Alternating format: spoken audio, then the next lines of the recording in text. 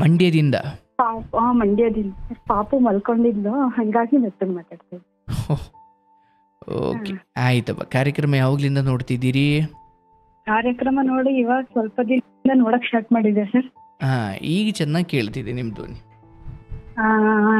ಹಂಗಾಗಿ ಈ ಸಿಕ್ಕಿದ ಖುಷಿಗೆ ಹಂಗೆ ಸ್ವಲ್ಪ ಎಕ್ಸೈಟ್ ಆಯ್ತು. ಸಿಕ್ಕಿದ ಖುಷಿಗೆ ಹೌದು, ಬಟ್ ಕೇಳದೆ ಹೋದ್ರೆ ನನಗೆ ದುಃಖ ಆಗುತ್ತೆ.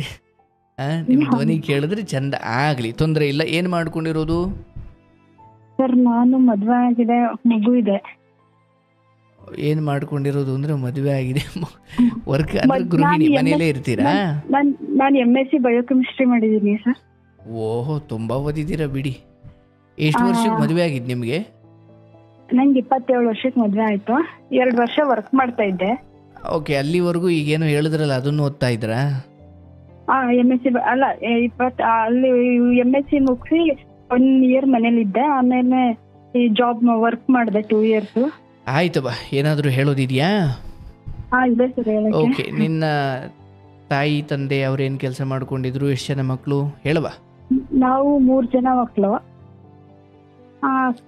ಅಕ್ಕ ಒಬ್ಳಿದ್ದಾಳೆ, ಅಕ್ಕನ ಮದ್ವೆ ಆಗಿದೆ. ನಾನು ತಮ್ಮ, ಅವನು MSc ಅಗ್ರಿಕಲ್ಚರ್ ಮಾಡ್ಕೊಂಡಿದ್ದಾನೆ. ಅವನು ಕಾಂಪಿಟೇಟಿವ್ ಫೀಲ್ಡ್ ಓದ್ತಾ ಇದ್ದಾನೆ. ಓಕೆ, ಅವನಿಗೂ ಇನ್ನೂ ಜಾಬ್ ಆಗಿಲ್ಲ, ಅವನು ಓದ್ತಾ ಇದ್ದಾನೆ. ಆಯ್ತು. ಮದುವೆ ಆಗಿದ್ದು 27 ವಯಸ್ಸಿಗ? 27 ವಯಸ್ಸಿಗೆ ಮದ್ವೆ ಆಯ್ತು. ಇವಾಗ 1 ವರ್ಷದ ಮೇಲೆ 9 ತಿಂಗಳದ ಮಗು ಇದೆ. ಓಕೆ, 27 ತನಕ ಯಾಕೆ ಆಗಿರ್ಲಿಲ್ಲ? ನಮ್ಮನೇಲಿ ಅವ್ರು ಲೇಟಾಗೆ ಮದ್ವೆ ಮಾಡಿದ್ರು, ಏನೋ ಅವ್ರು ಅರ್ಜೆಂಟ್ ಮಾಡ್ಕೊಂಡು. ನಾನು ಏನೋ ಅಂತ ಫುಲ್ ಫಿಸಿಕಲ್ ಏನು ಇರ್ಲಿಲ್ಲ. ಸೊ ಅವ್ರಿಗೂ ಏನು ಟೆನ್ಷನ್ ಇರ್ಲಿಲ್ಲ ಮದ್ವೆ ಮಾಡ್ಬೇಕು ಅಂತ. ಆರಾಮಾಗಿ ಓದ್ಕೊಂಡು ಕೆಲಸ ಮಾಡ್ಕೊಂಡು ಇರ್ಲಿ ಅಂದ್ಬಿಟ್ಟು ಸುಮ್ಮನಿದ್ರು.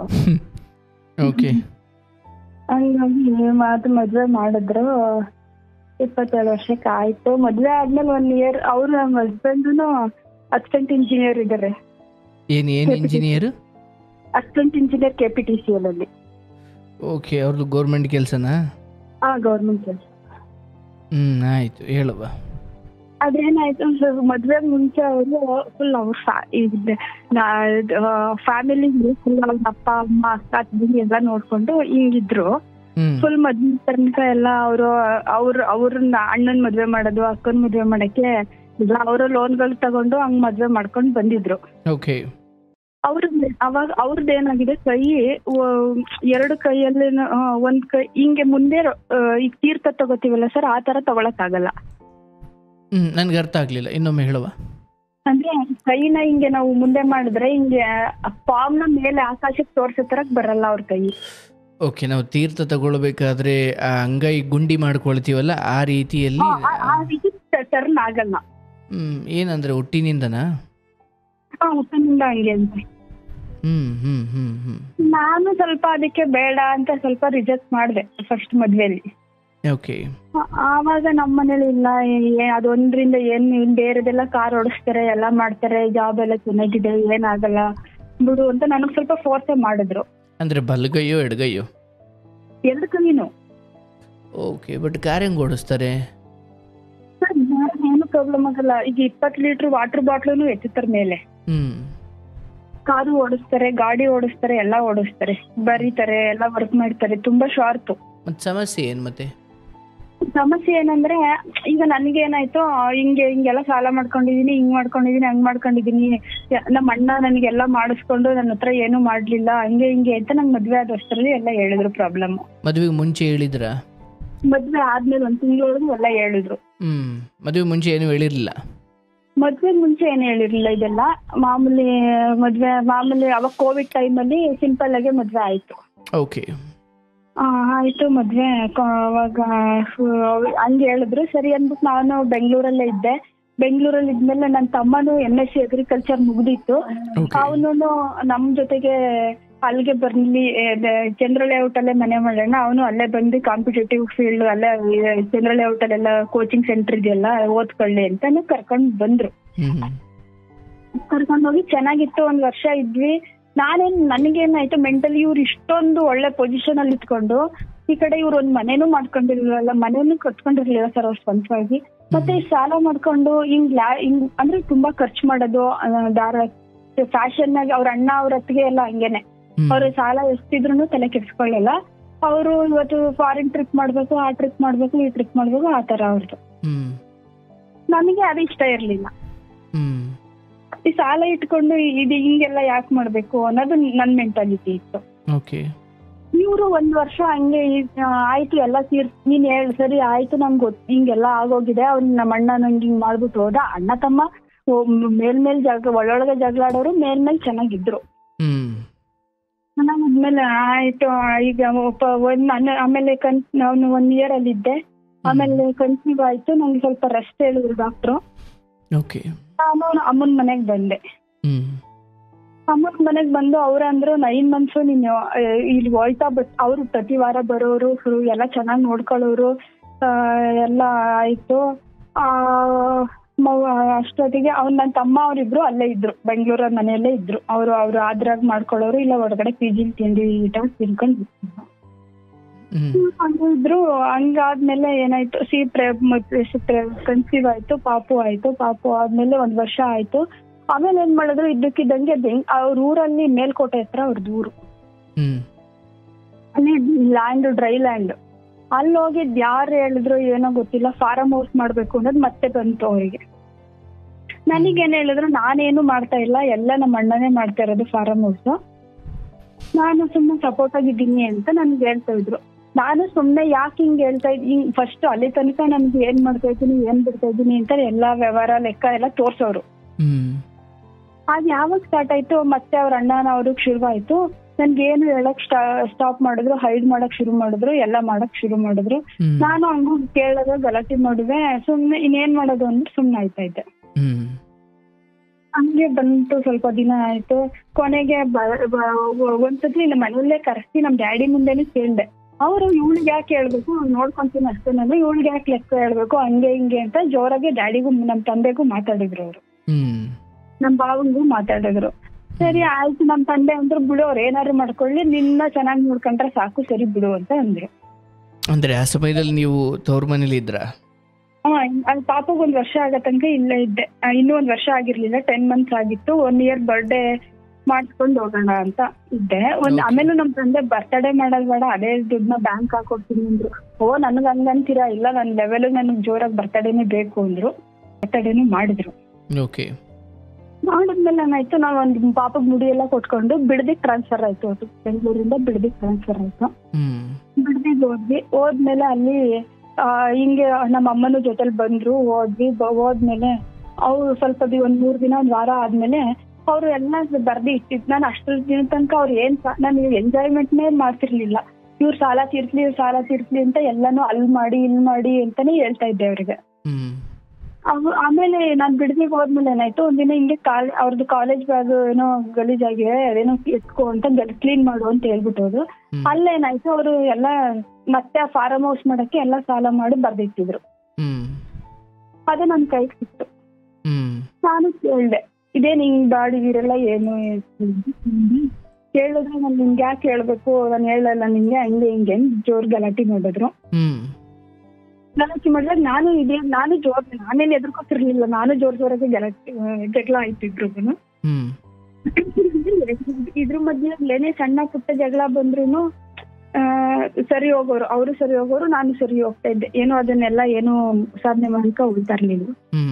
ಯಾವಾಗ ಬಂತು ಆಮೇಲೆ ಅವ್ರ ಹೈಯರ್ ಆಫೀಸರ್, ಅಂದ್ರೆ ಫ್ಯಾಮಿಲಿ ಫ್ರೆಂಡ್, ಅವರು ಆಫೀಸರ್, ಅವರೊಬ್ರು ಸ್ಟೂಡೆಂಟ್ ಇಂಜಿನಿಯರ್ ಆಗಿದ್ದಾರೆ, ರಾಯಚೂರಲ್ಲಿದ್ದಾರೆ.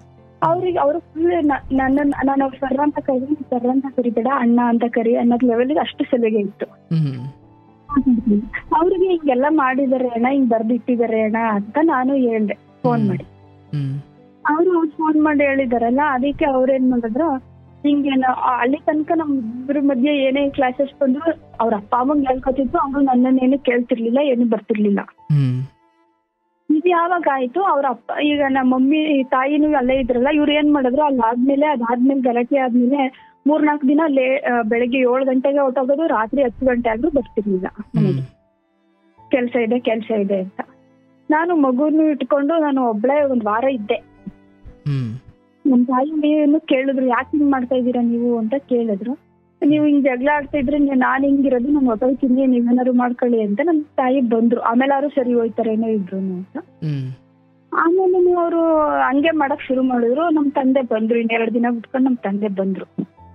ನಮ್ ತಂದೆ ಬಂದ್ರು ಯಪ್ಪ ನಾನು ಮೆಸೇಜ್ ಮಾಡಿ ಹೇಳಿದ್ರು ಏನಕ್ಕೂ ಬರ್ಲಿಲ್ಲ ಮನೆಗೆ, ಹಾಲ್ ಬೇಕು ಪಾಪುಗೆ ಹಂಗೆ ಹಿಂಗೆ ಮೆಸೇಜ್ ಮಾಡಿದ್ರೆ ಸೆಕ್ಯೂರಿಟಿ ಕೇಳಿ ಕೊಟ್ ಕಳ್ಸೋರು. ಹಾಲು ಏನ್ ಬೇಕು ಮಗು ಸಾಮಾನು ಏನ್ ಬೇಕು ತೆಗೆದು ಕೊಟ್ ಕಳ್ಸೋರು.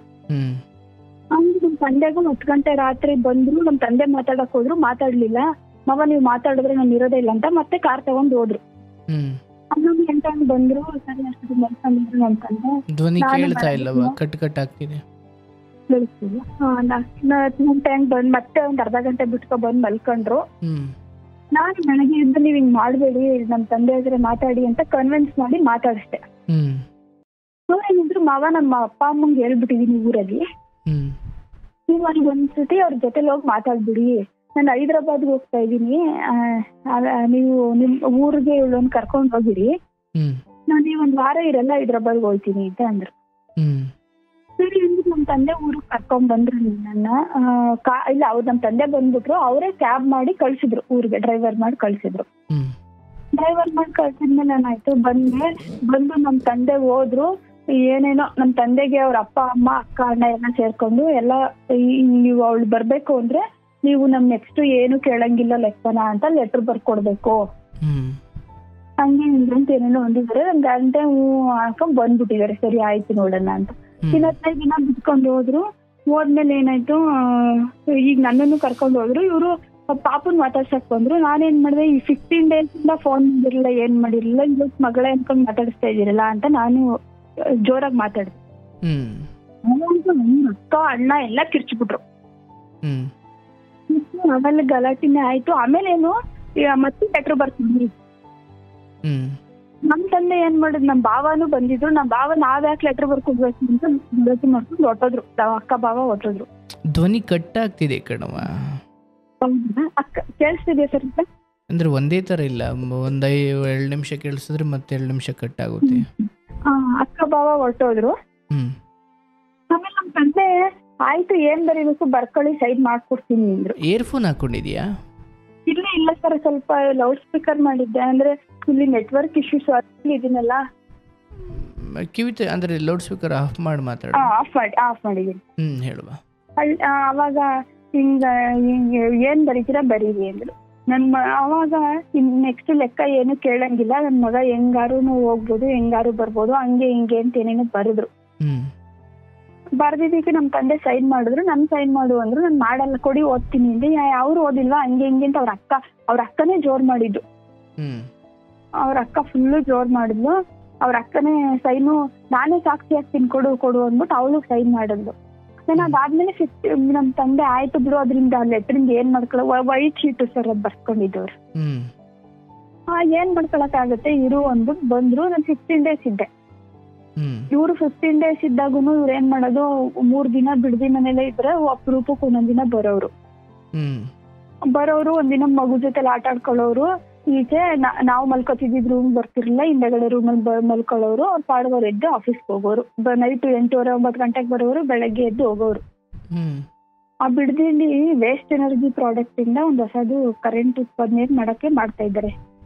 ಅಲ್ಲಿ ವರ್ಕ್ ಲೋಡ್ ಜಾಸ್ತಿ ಅಂತ ಮಾಡ್ತಿದ್ರು. ನಾನೇನು ಕೇಳಲಿಲ್ಲ. ಆಮೇಲೆ ಅತ್ತೆ ಮಾವ ಎಲ್ಲಾದಕ್ಕೂ ಅತ್ತೆ ಸ್ವಲ್ಪ ಜೋರು. ಸಣ್ಣ ಏನ್ ಮಾಡಿದ್ರು ಮಾವ ಬಂದ ತಕ್ಷಣ ಎಲ್ಲ ಚಾಡಿ ಹೇಳೋದು. ನನಗ್ ಗೊತ್ತಾಗೋ ತರಕ್ಕೆ ಚಾಡಿ ಹೇಳ್ತಾ ಇರೋದು. ಹಂಗ್ ಮಾಡೋರು. ಪಾಪು ನೆತ್ಕೊಂಡೋಗಿ ಈಚೆ ಆಡಿಸಿದ್ರು ಆಯ್ತಾ ಇರ್ಲಿಲ್ಲ. ಆಮೇಲೆ 15 days ಇದ್ದೆ ನಾನು. ಇಲ್ಲಿ ಪಾಪು ನೋಡ್ಕೊಳಕ್ಕೂ ಕಷ್ಟ ಆಗ್ತಾ ಇದೆ, ಊರಿಗೆ ಹೋಗ್ತೀನಿ ಅಂದೆ. ಅವ್ರಂದ್ರು ಆಯ್ತು ನಿನ್ಗೆ ಇನ್ನೂ 3 ತಿಂಗಳು ನನ್ಗೆ ವರ್ಕ್ ಬಿಸಿ, ನೀನ್ ಎಲ್ಲಿ ಕಂಫರ್ಟ್ ಆಗಿರ್ತೀಯ ಅಲ್ಲಿ ಹೋಗು ಅಂದ್ರು. ಸರಿ ಆಯ್ತು ಅಂದ್ಬಿಟ್ಟು ಹೆಂಗ್ ಹೋಗ್ತೀಯಾ ಅಂದ್ರು. ಹೆಂಗ್ ಹೋಗ್ಲಿ ಅಂದೆ. ಕ್ಯಾಬ್ ಮಾಡ್ಕೊಡ್ತೀನಿ ಹೋಗು. ಸರಿ ಅಂದ್ಬಿಟ್ಟು ಕ್ಯಾಬ್ ಮಾಡ್ಕೊಟ್ರು. ಬಂದ್ಮೇಲೆ ಏನಾಯ್ತು, ಅವ್ರ ಅಪ್ಪ ಅಮ್ಮ ಏನ್ ಚಾಡಿ ಹೇಳಿದ್ರು ಏನೋ ಗೊತ್ತಿಲ್ಲ. ಹಲೋ ಹೇಳುವ. ಫೋನ್ ಮಾಡ್ಲಿಲ್ಲ. ಮತ್ತೆ ಫೋನ್ ಮಾಡೋದು ಮೆಸೇಜ್ ಮಾಡೋದು ಸ್ಟಾಪ್ ಮಾಡಿದ್ರು. ನನ್ ತಮ್ಮ ಫೋನ್ ಮಾಡಿ ಮಾತಾಡುವಾಗ ಹಿಂಗೆ ಹಂಗ್ ಮಾಡಿ ಪಕ್ಕದ ಮನೆಗೆ ಹೋಯ್ತಾಳಂತೆ, ಹಂಗ್ ಹೋಯ್ತಾಳಂತೆ, ಹಂಗೆ ಹಿಂಗೆ ಅಂತ ನನ್ ತಮ್ಮಂಗೆ ಏನೋ ಚಾಡಿ ಹೇಳಿದ್ರು. ಬಾಬಾ ನೀವು ಒಂದ್ ಸೈಡ್ ಇಂದ ಯಾಕೆ ಯೋಚನೆ ಮಾಡ್ತೀರಾ, 2 ಸೈಡ್ ಇಂದ ಥಿಂಕ್ ಮಾಡಿ. ಈಗ ಅವ್ರು ಮಾಡೋದೆಲ್ಲ ಸರಿನಾ ಅಂತ ಅವ್ರು ಮಾಡೋದು 2-3 ಅವನು ಹೇಳ್ದವ್ನೆ. ನನ್ನ ಹಸ್ಬೆಂಡ್ಗೆ ನನ್ನ ತಮ್ಮನೇ ಹೇಳ್ದ. ಅದಕ್ಕೆ ಇವರು ಅವಾಗಿನಿಂದ ಇವ್ನು ತಿರ್ಗಾ ಅಷ್ಟಾದ್ಮೇಲೆ ಫೋನು ಇಲ್ಲ, ಮೆಸೇಜು ಇಲ್ಲ, ಏನೂ ಇಲ್ಲ. ಕಾಲ್ ಅವ್ರ ಪಾಡಿಗೆ ಅವ್ರಿದ್ರು. 15 days ನೋಡೋಣ ಸುಮ್ಮನಿರಿ ಅಂತ. ಆಮೇಲೆ ಅವರು ನಾನು ಹೈಯರ್ ಆಫೀಸರ್ಗೆ ಅದೇ ಅವ್ರ ಕ್ಲೋಸ್ ರಿಲೇಟಿವ್ ಇದ್ರೆ ಹೈಯರ್ ಆಫೀಸರ್ ಫೋನ್ ಮಾಡಿ ಹೇಳಿದ್ನಲ್ಲ ಇವ್ರಿಗೆ ಮಾಡ್ಕೊಂಡಿದ್ದಾರೆ ಅಂತ. ಅವ್ರಿಗೆ ನಮ್ಮ ಅಮ್ಮ ಫೋನ್ ಮಾಡಿ ಇವ್ರಿಗೆ ಮಾಡ್ತಾ ಇದಾರೆ ನೋಡಿ ನೀವಾರು ಬುದ್ಧಿ ಹೇಳಿ ಅಂದ್ರು. ಅವರು ಹೇಳಿದ್ರಂತೆ ನೀವ್ 1 month ಸುಮ್ಮನಿದ್ಬಿಡಿ, ನೋಡೋಣ ಅವನೇ ಬರ್ತಾನ, ನೋಡೋಣ ಸುಮ್ಮನಿರಿ ಅಂದ್ರು. ಇಲ್ಲ ಬರ್ಲಿಲ್ಲ. ಅವರು ಹೇಳೋಷ್ಟು ಹೇಳಿದ್ರಂತೆ, ಬರ್ಲಿಲ್ಲ. ಆಮೇಲೆ ನೀವೇ ಕರ್ಕೊಂಡೋಗಿ ಬಿಡಿ ಅಂದ್ರು. ಒಂದಿನ ನಮ್ ತಂದೆ ಕರ್ಕೊಂಡ್ ಹೋದ್ರು. ಆಮೇಲೆ ಅದ್ರ ಮಧ್ಯೆ ನಮ್ ತಂದೆ ಮತ್ತೆ ನನ್ ತಮ್ಮ ಇಬ್ರು ಬಿಡದಿ ಹತ್ರ ಆಫೀಸ್ಗೆ ಹೋದ್ರು. ಹೋದಾಗ ಅಲ್ಲಿ ಹೋಗಿ ಕೇಳಿದಾಗ ಅವರು ಆರ್ಗ್ಯೂ ಮಾಡಿದಾರೆ, ಇವ್ರು ನೀವು ಮಾಡೋದೆಲ್ಲ ಸರಿನಾ, ಆಯ್ತು ಈಗ ನಮ್ದೇ ತಪ್ಪಾಯ್ತು, ನಿಮ್ ಕಾಲ್ ಹಿಡ್ಕೋಬೇಕಾ ಅಂತಾನು ಕೇಳಿದಾನೆ ನನ್ ತಮ್ಮ. ಸರಿ ಆಯ್ತು ಅಂದ್ಬಿಟ್ಟು ಆಯ್ತು ಬಿಡಿ ಕಾರ್ ಕಳಿಸ್ತೀನಿ ಬರ್ಲಿ, ಇಲ್ಲ ನಾನೇ ಬಂದ್ರು 2 ನಿಮಿಷ 5 ನಿಮಿಷ ಅಷ್ಟೇ ಇರೋದು, ನಾನು ಇರಲ್ಲ ಜಾಸ್ತಿ ಅಂದ್ರು. ಸರಿ ಆಯ್ತು ಕಳ್ಸಿ ಅಂದ್ರೆ ನಾವು ಗೌರಿ ಹಬ್ಬದಲ್ಲಿ ಕಾದ್ವಿ, ಬರ್ಲಿಲ್ಲ. ವರಮಹಾಲಕ್ಷ್ಮಿ ಹಬ್ಬಕ್ಕೂ ಕಾದ್ವಿ, ಬರ್ಲಿಲ್ಲ. ಆಮೇಲೆ ಒಡವೆ ಎಲ್ಲ ನಿಮ್ಗೆ ತಗೊಟ್ಟಿದ್ರಲ್ಲ, ನಂಗೆ ಏನ್ ಮೆಸೇಜ್ ಮಾಡಿದ್ರು, ವರಮಹಾಲಕ್ಷ್ಮಿ ಹಬ್ಬಕ್ಕೆ ಒಡವೆ ತಗೊಂಡ್ ಬಾ, ಇಲ್ಲಿ ಮಂಡ್ಯದಲ್ಲಿ ಅತ್ತೆ ಮನೇಲಿ ಹಬ್ಬ ಮಾಡೋಣ. ಸರಿ ಬರ್ತೀನಿ, ನೀವು ಬನ್ನಿ ಕರ್ಕೊಂಡು ಹೋಗಿ ಅಂತ ನಾನು. ಅದಕ್ಕೆ ಇಲ್ಲ ನೀನೇ ಹೆಂಗಾದ್ರು ಬಾ, ನೀನೇ ಬಾ. ನಾನು ಹೆಂಗ್ ಬರ್ಲಿ, ನಮ್ ತಂದೆ ಕಾಲಲ್ಲಿ ತನಕ ನಮ್ ಪಾಪುರ ನನ್ನ ಎಲ್ಲ ಕೂರ್ಸ್ಕೊಂಡ್ ಲಗೇಜ್ ಅಲ್ಲಿ ಗಾಡಿ ಓಡ್ಸಕ್ ಆಗಲ್ಲ, ನೀವೇ ಬನ್ನಿ ಎಂದೆ. ಇಲ್ಲ ಬರಲ್ಲ ಅಂತ ಅಷ್ಟಕ್ಕೆ ಸುಮ್ನಾಗೋರು. ನಾನು ಸುಮ್ನಾಗೋದೆ. ಹಬ್ಬ ಮುಗೀತು, ಬರ್ಲಿಲ್ಲ. ಆಮೇಲೆ ಬಿಡದಿ ಹತ್ರಕ್ಕೆ ಹೋಗಿ ಕೇಳಿದಾಗ ಹಿಂಗೆ ಗೌರಿ ಹಬ್ಬ ಕಳಿಸ್ತೀನಿ ಅಂದ್ರು. ಗೌರಿ ಹಬ್ಬ ಬರ್ಲಿಲ್ಲ. ಗೌರಿ ಹಬ್ಬ ಆದ್ಮೇಲೆ 1 ವಾರ ಆದ್ಮೇಲೆ ನಮ್ದು ಎಲ್ಲ ಇಡೀ ಫ್ಯಾಮಿಲಿದು ಅಕ್ಕ ಬಾವ ನಂದು ತಮ್ಮಂದು ಡ್ಯಾಡಿದು ಎಲ್ಲ ಫೋನ್ ನಂಬರ್ ಬ್ಲಾಕ್ ಮಾಡ್ಕೊಂಡ್ರು. ಬ್ಲಾಕ್ ಮಾಡಿದ್ರು. ಆ ಮಧ್ಯೆ ತೋರ್ಸಿದ್ದವ್ರು ನಮ್ಮ ಹುಡುಗಿ ತೋರ್ಸಿದ್ದು ಅಕ್ಕನ ನಾದ್ನಿ. ಅವ್ರಿಗೆ ಹೇಳಿದ್ವಿ, ಅವರು ಅವ್ರ ಹತ್ರ ಮಾತಾಡೋದ್ರಂತೆ. ಮಾತಾಡಿದ್ಮೇಲೆ ನನ್ ಮೇಲೆ ಎಲ್ಲ ಇಷ್ಟು ಕಂಪ್ಲೇಂಟ್ ಹೇಳಿದ್ರಂತೆ. ಸರಿ ಆಯ್ತು, ಅವ್ಳು ತಪ್ಪು ಮಾಡಿದಲ್ಲ, ತಪ್ಪಕ್ಕೆ ಕ್ಷಮೆ ಇಲ್ವಾ, ಹಂಗೆ ಹಿಂಗೆ ಅಂತ ಹೇಳಿದ್ದಾರೆ. ಫಸ್ಟ್ ದಿನ ಹೂ ಅಂದ್ರಂತೆ. 2ನೇ ದಿನಕ್ಕೆ ಹಂಗ್ ಸರಿ ಮಾಡೋಣ ಮನೆಗ್ ಬರ್ತೀನಿ ಅನ್ನೋದಕ್ಕೆ ಅವ್ರ ಫೋನು ಎತ್ತಲಿಲ್ಲ. ಅವ್ರ ಫೋನು ಎತ್ತಲಿಲ್ಲ ಅಂದ್ರೆ ನಮ್ ಚಿಕ್ಕಪ್ಪ ಒಬ್ರು ಇದಾರೆ ಮೈಸೂರಲ್ಲಿ, ಅವ್ರು ಇಂಜಿನಿಯರ್. ನಾವು ಇಷ್ಟು ದಿನ ತನಕ ಅವ್ರಿಗೆ ಹೇಳ್ಬಾರ್ದು ಅಂತ ನಾವೇ ಸುಮ್ನೆ ಹೈಡ್ ಮಾಡ್ಕೊಂಡು 3-4 months ಕಾದ್ವಿ. ಆಮೇಲೆ ನಮ್ ಚಿಕ್ಕಪ್ಪಂಗೆ ಹೇಳಿದ್ವಿ, ಮೈಸೂರಲ್ಲಿ ಇದಾರೆ ಚಿಕ್ಕಪ್ಪ ಇಂಜಿನಿಯರ್, ಅವ್ರಿಗೆ ಹೇಳಿದ್ಮೇಲೆ ಅವ್ರ ಏನ್ ಮಾಡಿದ್ರು, ಅವ್ರ ಹಸ್ಬೆಂಡ್ ಫೋನ್ ಮಾಡಿದ್ರಂತೆ. ಅವ್ರು ತೆಗಿಲಿಲ್ಲ ಅಂದ್ಮೇಲೆ ನಮ್ಮ ಮಾವಂಗೆ ಮೆಸೇಜ್ ಮಾಡಿದ್ರಂತೆ, ನಮ್ಮ ಅಪ್ಪನ ಜೊತೆಲಿ ಮಾತಾಡಿ ಅಂತ. ಅಪ್ಪನ ಫೋನ್ ಮಾಡಿದ್ರಂತೆ. ಅಪ್ಪ ನಾವ್ ಬಿಸಿ ಇದೀವಿ, ಹಂಗೆ ಹಿಂಗೆ, 15 ದಿನ, ವಾರ, 1 ತಿಂಗಳು ಅಂತ 3 months ತಳ್ಳಿದ್ರು. ತಳ್ಳಿ ಡಿಸೆಂಬರ್ 25ನೇ ತಾರೀಕು ಎಲ್ಲಾರು ಬರ್ತಾರೆ ಬನ್ನಿ ಅಂತ ನಮ್ ಚಿಕ್ಕಪ್ಪ ಚಿಕ್ಕಮ್ಮನ್ನು ಕರೆದ್ರು. ಮನೆಗೆ ಹೋಗಿ ಎಲ್ಲ ನನ್ ಬಗ್ಗೆ ಎಲ್ಲ ಕಂಪ್ಲೇಂಟ್ಸ್ ಅಷ್ಟು ಹೇಳಿದ್ರಂತೆ. ಸರಿ ಆಯ್ತು ಬಿಡಿ. ಆಮೇಲೆ ನಮಗ್ ಬೆಂಗಳೂರು ಕರ್ಕೊಂಡು ಹೋಗಲ್ಲ ಸದ್ಯಕ್ಕೆ, ಅವಳ ನಮ್ಮ ಅಪ್ಪ ಅಮ್ಮಂಗೆ ಅಡ್ಜಸ್ಟ್ ಆಗ್ಬೇಕು, ಮಂಡ್ಯದಲ್ಲೇ ಇರ್ಬೇಕು, ಹಂಗೆ ಹಿಂಗೆ ಅಂತಾನು ಕಂಡೀಷನ್ ಹಾಕಿದ್ರಂತೆ. ಸರಿ ಆಯ್ತು ಇರ್ತಾಳೆ ಬಿಡಿ ಅಂತಾನು ಅವ್ರು ಅದಕ್ಕೂ ಒಪ್ಕೊಂಡ್ರಂತೆ. ಜನವರಿ 5ನೇ ತಾರೀಕು ಆದ್ಮೇಲೆ ಯಾವಾಗಾರು ಬಂದಿರ್ಬೋದು ಅವಳು, ಹಂಗೆ ಹಿಂಗೆ ಅಂತ ಅಂದ್ರು. ಸರಿ ಅನ್ಬಿಟ್ಟು ಇನ್ನೊಂದ್ಸತಿ ನ್ಯಾಯ ಮಾಡಿದ್ಮೇಲೆ ಜನವರಿ 5ನೇ ತಾರೀಕು ಆದ್ಮೇಲೆ ಬರ್ಲಿ ಅಂತ. ಸರಿ ಆಯ್ತು, ಜನವರಿ 5ನೇ ತಾರೀಕು ಆಯ್ತು, 10ನೇ ತಾರೀಕು ಆಯ್ತು. ಫೋನ್ ಮಾಡಿದ್ರೆ ಫೋನ್ ತೆಗಿಲಿಲ್ಲ. ಅಲ್ಲಿ ಫಾರ್ಮ್ ಹೌಸ್ ಅಲ್ಲಿ ಹೋಗಿದ್ದಾರೆ. ಅಲ್ಲಿ ಫಾರ್ಮ್ ಹೌಸ್ ಅಲ್ಲಿ ಅಲ್ಲಿ ಕೇಳಿದ್ರೆ ನಮ್ಗೆ ಫಾರ್ಮ್ ಹೌಸ್ ಅಲ್ಲಿ ಜನ ಇಲ್ಲ, ಕೆಲಸದವ್ರು ಬಿಟ್ಟು ಹೊಟ್ಟೋಗಿದ್ದಾರೆ, ನಾವು ಫಾರ್ಮ್ ಹೌಸ್ ಅಲ್ಲಿ ಇದೀವಿ, ನೋಡ್ಕೊಳಕ್ಕೆ ಜನ ಇಲ್ಲ ನಮ್ಗೆ,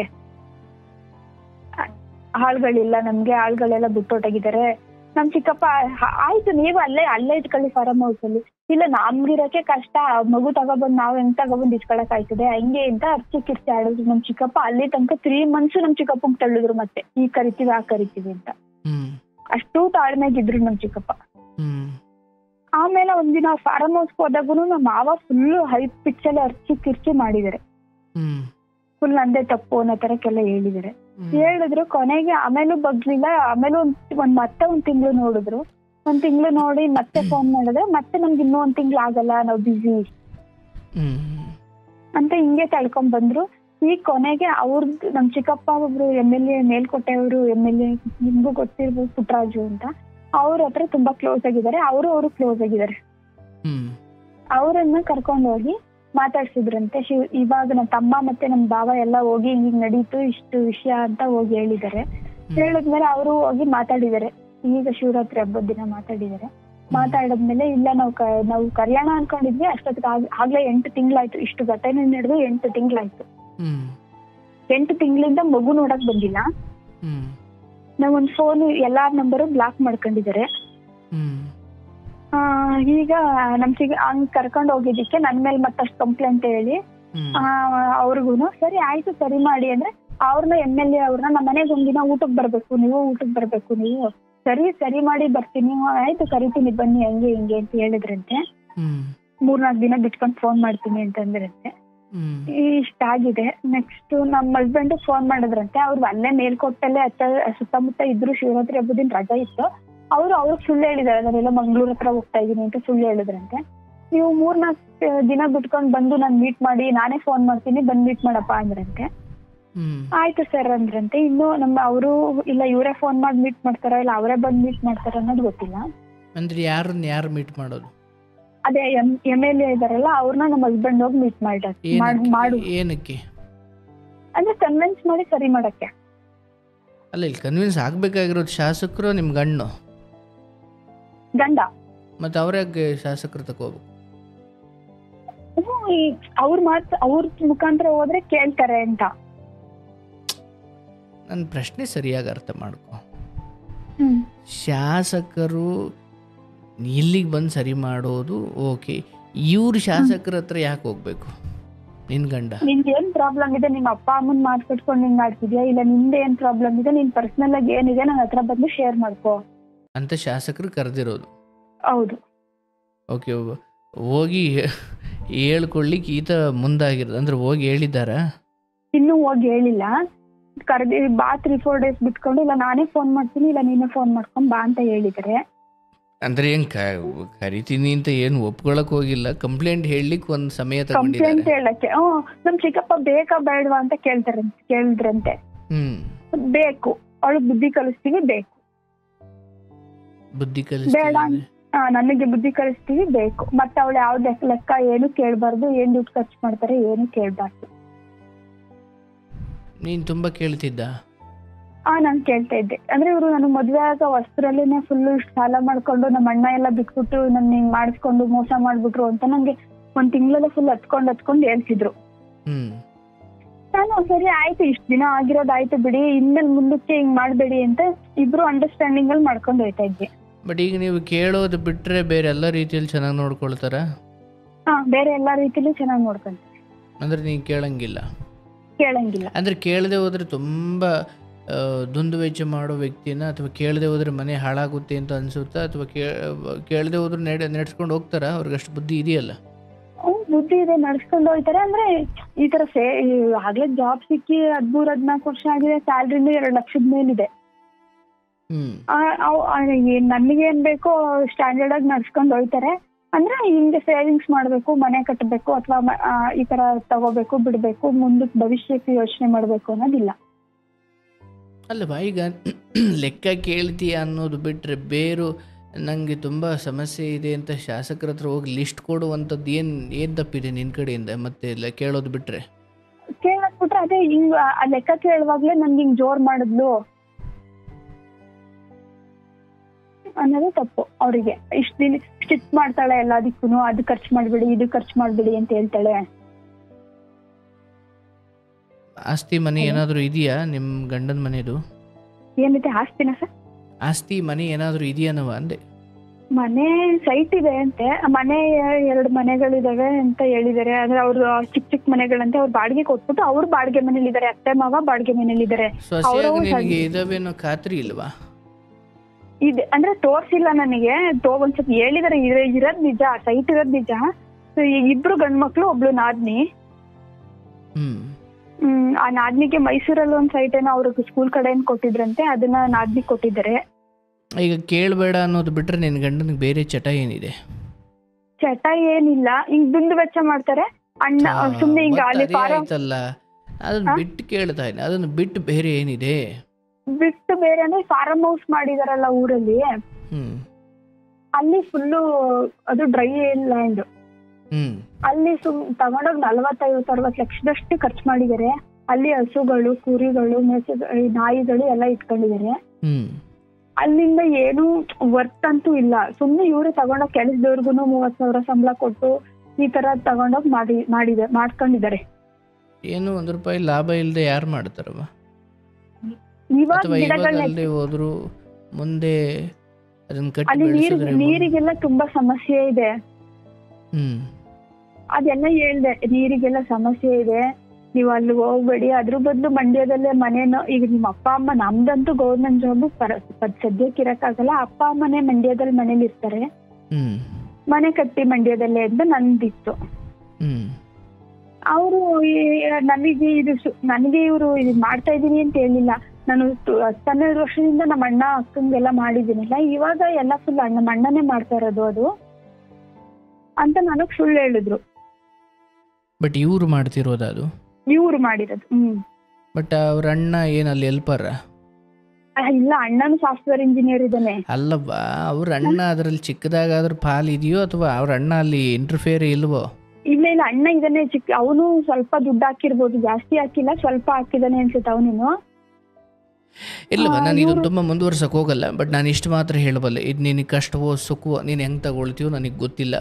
ನೀನೀಗ ನಾನು ಏನು ಕೇಳಲ್ಲಪ್ಪ, ನಿನ್ನ ಮೇಲೆ ನನಗೆ ನಂಬಿಕೆ ಇದೆ. ಈಗ ನಾವಿಬ್ಬರು ಒಟ್ಟಿಗೆ ಅಂದರೆ ಒಟ್ಟಿಗೆ ಇದ್ದಾಗ ನಿಧಾನಕ್ಕೆ ಸಮಯ ಸಂದರ್ಭ ನೋಡಿ ನಿನ್ನ ಪರ ತಗೊಳ್ಬೋದವ್ವ. ಅರ್ಥ ಆಯ್ತಲ್ಲ? ನೀನು ಒಮ್ಮೆಲೆ ನೀನು ಕೇಳ್ತಿರೋದ್ರಲ್ಲಿ ಭಾಳ ದೊಡ್ಡ ಅನ್ಯಾಯ ಇದೆ ಅಂತ ನಾನು ಏನು ಹೇಳ್ತಾ ಇಲ್ಲ. ಬಟ್ ಬೇರೆಲ್ಲ ಸ್ಥಿತಿಗತಿಗಳು ಬೇರೆಲ್ಲ ಕತೆಗಳಿಗೆ ಹೋಲಿಸ್ಕೊಂಡ್ರೆ ಒಂಚೂರು ಇಲ್ಲಿ ಕಾಂಪ್ರಮೈಸ್ ಆಗುವುದರಲ್ಲಿ ಧರ್ಮ ಇದೆ. ಈಗ ತೀರಾ ಹೆಣ್ಣಿನ ಸವಾಸ ಮಾಡಿ ಯಾವಳಿಗೋ ತಾಂಡೋಗಿ ಇಕ್ಕಿ ಅಥವಾ ಏನೇನೋ ಮಾಡಿಕೊಂಡು ಅನ್ಯಾಯ ಅಥವಾ ಅಕ್ರಮಗಳಲ್ಲಿ ಭಾಗಿಯಾಗಿ ನಶೆ ಅಂಟಿಸ್ಕೊಂಡು ಚಟ ಅಂಟಿಸ್ಕೊಂಡು ದುಂದು ವೆಚ್ಚ ಮಾಡ್ತಿದ್ದಾನೆ ಅಂತ ಏನಿಲ್ಲ. ಒಂದು ತೀರಾ ಹೊಡೆದು ಅನ್ಯಾಯ ಮಾಡಿ ಕೊಲ್ಲುವಷ್ಟು ಬಹಳ ದೌರ್ಜನ್ಯನೂ ಏನು ಮಾಡಲ್ಲ, ಹೌದಲ್ವಾ? ಕೇಳ್ತಿರೋದು ಏನು, ನೀನು ಏನು ಪ್ರತಿಯೊಂದಕ್ಕೂ ಹಿಂಗೆ ಮಾಡು ಹಂಗೆ ಮಾಡು ಅಂತ ಹೇಳ್ತಾ ಇದೆಯಾ, ನಿನ್ನ ಉದ್ದೇಶ ಸರಿ ಇದೆ. ಬಟ್ ಅವರ ಮೈಂಡ್ ಸೆಟ್ಗೆ ನೀನು ಕೇಳ್ತಿರೋದು ಅವ್ರಿಗೆ ಕಿರಿಕಿರಿ ಅನ್ನಿಸ್ತಾ ಇದೆ. ಹೌದೌದು. ಜೊತೆಯಲ್ಲಿದ್ದಾಗ ಒಬ್ಬ ವಿದ್ಯಾರ್ಥಿಯನ್ನು ಮೇಷ್ಟ್ರು ತಿದ್ದುದಂಗೆ ಕಾಲ ಸಮಯ ನೋಡಿಕೊಂಡು ಮಕ್ಕಳಿಗೆ ಹಠ ಮಾಡ್ತಾರೆ. ಅವ್ರನ್ನ ಜೊತೆಲಿ ಇಟ್ಕೊಂಡು ಅವ್ರಿಗೊಂದೆರಡು ಐಸ್ ಕ್ರೀಮ್ ಕೊಡಿಸಿ ಆಗಾಗ ಅವರನ್ನು ಅಂದರೆ ಅವ್ರಿಗೆ ಬೇಕಾದ ಕೆಲವೊಂಚೂರು ಚಾಕ್ಲೇಟು ಐಸ್ ಕ್ರೀಮ್ ಕೊಡಿಸಿ ಅವ್ರ ಮಾತು ಕೇಳಂಗೆ ಮಾಡ್ಕೊಳ್ಳೋದು, ಹೌದಲ್ಲ? ಹೌದು. ಅಂದ್ರೆ ಇದ್ರಲ್ಲಿ ಇನ್ಫ್ಲೂಯೆನ್ಸ್ ಅಕ್ಕ ಈ ವಿಷಯ ನಮ್ಮಿಬ್ರು ಮಧ್ಯೆ ಅದು ಏನಿದೆ ಅದು ಹೇಳ್ತೀವಲ್ವ, ಅದೆಲ್ಲ ನೀನು ಜೊತೆಲಿದ್ದುಕೊಂಡು ಸಮಯ ಸಂದರ್ಭ ನೋಡಿ ನಿನ್ನ ಪರ ಮಾಡ್ಕೊಳ್ಬೇಕೇ ಹೊರತು ಇಲ್ಲ ಅಲ್ಲೆಲ್ಲ ವೇದಿಕೆ ನಾನು ಅಂದ್ಕೊಂಡಂಗೆ ಆಗಲಿ ಆಮೇಲೆ ನಾನು ಅಲ್ಲಿಗೆ ಹೋಗ್ತೀನಿ ಅಂತ ನೀನು ಅಂದ್ಕೊಳ್ಳೋದು, ಅಥವಾ ಅವಳು ಕರೆಕ್ಟಾಗಿ ಎಲ್ಲ ಆಗ್ಬಿಡ್ಲಿ ಆಮೇಲೆ ಬರಲಿ ಅಂತ ಆತ ಅಂದ್ಕೊಳ್ಳೋದು, ಅದು ಸಂಸಾರ ಆಗಲ್ಲ. ಅದು ಕಾದು ಕಬ್ಬಿಣ ಇದ್ದಂಗೆ, ಅದು ಕಾಯಿಸಿದಷ್ಟು ನಿಮಗೆ ಬೇಕಾದಂಗೆ ಬಗ್ಗಿಸ್ಬೋದು. ಇಲ್ಲಿ ಅವರ ನಿಮ್ಮ ನಾದ್ನಿ ಅಂದರೆ ಅವ್ರ ಏನು ಮನೆ ಮಗಳು ಇಂಟರ್ಫಿಯರ್ ಆಗೋದು, ಅವ್ರ ಅಣ್ಣ ಇಂಟರ್ಫಿಯರ್ ಆಗೋದು, ಇದೆಲ್ಲ ನಿಮ್ಮ ಯೋಚನೆ ಅವರ ಯೋಚನೆ, ನಿಮ್ಮ ದೇಹ ಅವರ ದೇಹ, ನಿಮ್ಮ ಮನಸ್ಸು ಅವರ ಮನಸ್ಸು. ಅಂದರೆ ಗಂಡ ನೀವು ಅಂತರ ಹೆಚ್ಚಾದಷ್ಟು ನಿಮ್ಮದೇ ಅಭಿಪ್ರಾಯಗಳನ್ನು ಸತ್ಯ ಅಂದುಕೊಂಡು ನೀವಿಬ್ಬರು ದೂರ್ತಾ ಹೋಗ್ತೀರಾ. ಒಂದೇ ಮನೆ ಒಳಗಡೆ 4 ಗೋಡೆಗಳ ನಡುವೆ ಇದ್ದಾಗ ಕೆಲವೊಮ್ಮೆ ನಿಮ್ಮ ಅಭಿಪ್ರಾಯ ಸೋಲುತ್ತೆ, ಕೆಲವೊಮ್ಮೆ ಅವರ ಅಭಿಪ್ರಾಯ ಸೋಲುತ್ತೆ, ಒಟ್ಟಿನಾಗ ಒಂದು ನಿರ್ಧಾರಕ್ಕೆ ಬಂದು ನಿಲ್ತೀರ. ಬಟ್ ದೂರ ಇದ್ದಾಗ ಏನಾಗುತ್ತೆ, ಮಧ್ಯದವ್ರಿಗೆ ನಿನ್ನ ವರ್ಷನ್ ಹೇಳ್ತೀವಿ, ಅವ್ರ ವರ್ಷನ್ ಹೇಳ್ತಾರೆ, ಆ ಮೂರನೇವರು ಇಬ್ಬರದು ಬೇಡ ಅಂತ ಅವ್ರ ವರ್ಷನ್ ಅವರೇ ಹೇಳಿ ಹೋಗ್ತಾರೆ. ಅಂದರೆ ಅಂತರ ಹೆಚ್ಚಾದಷ್ಟು ಗುಂಡಿ ದೊಡ್ಡದಾಗ್ತಾ ಹೋಗುತ್ತೆ.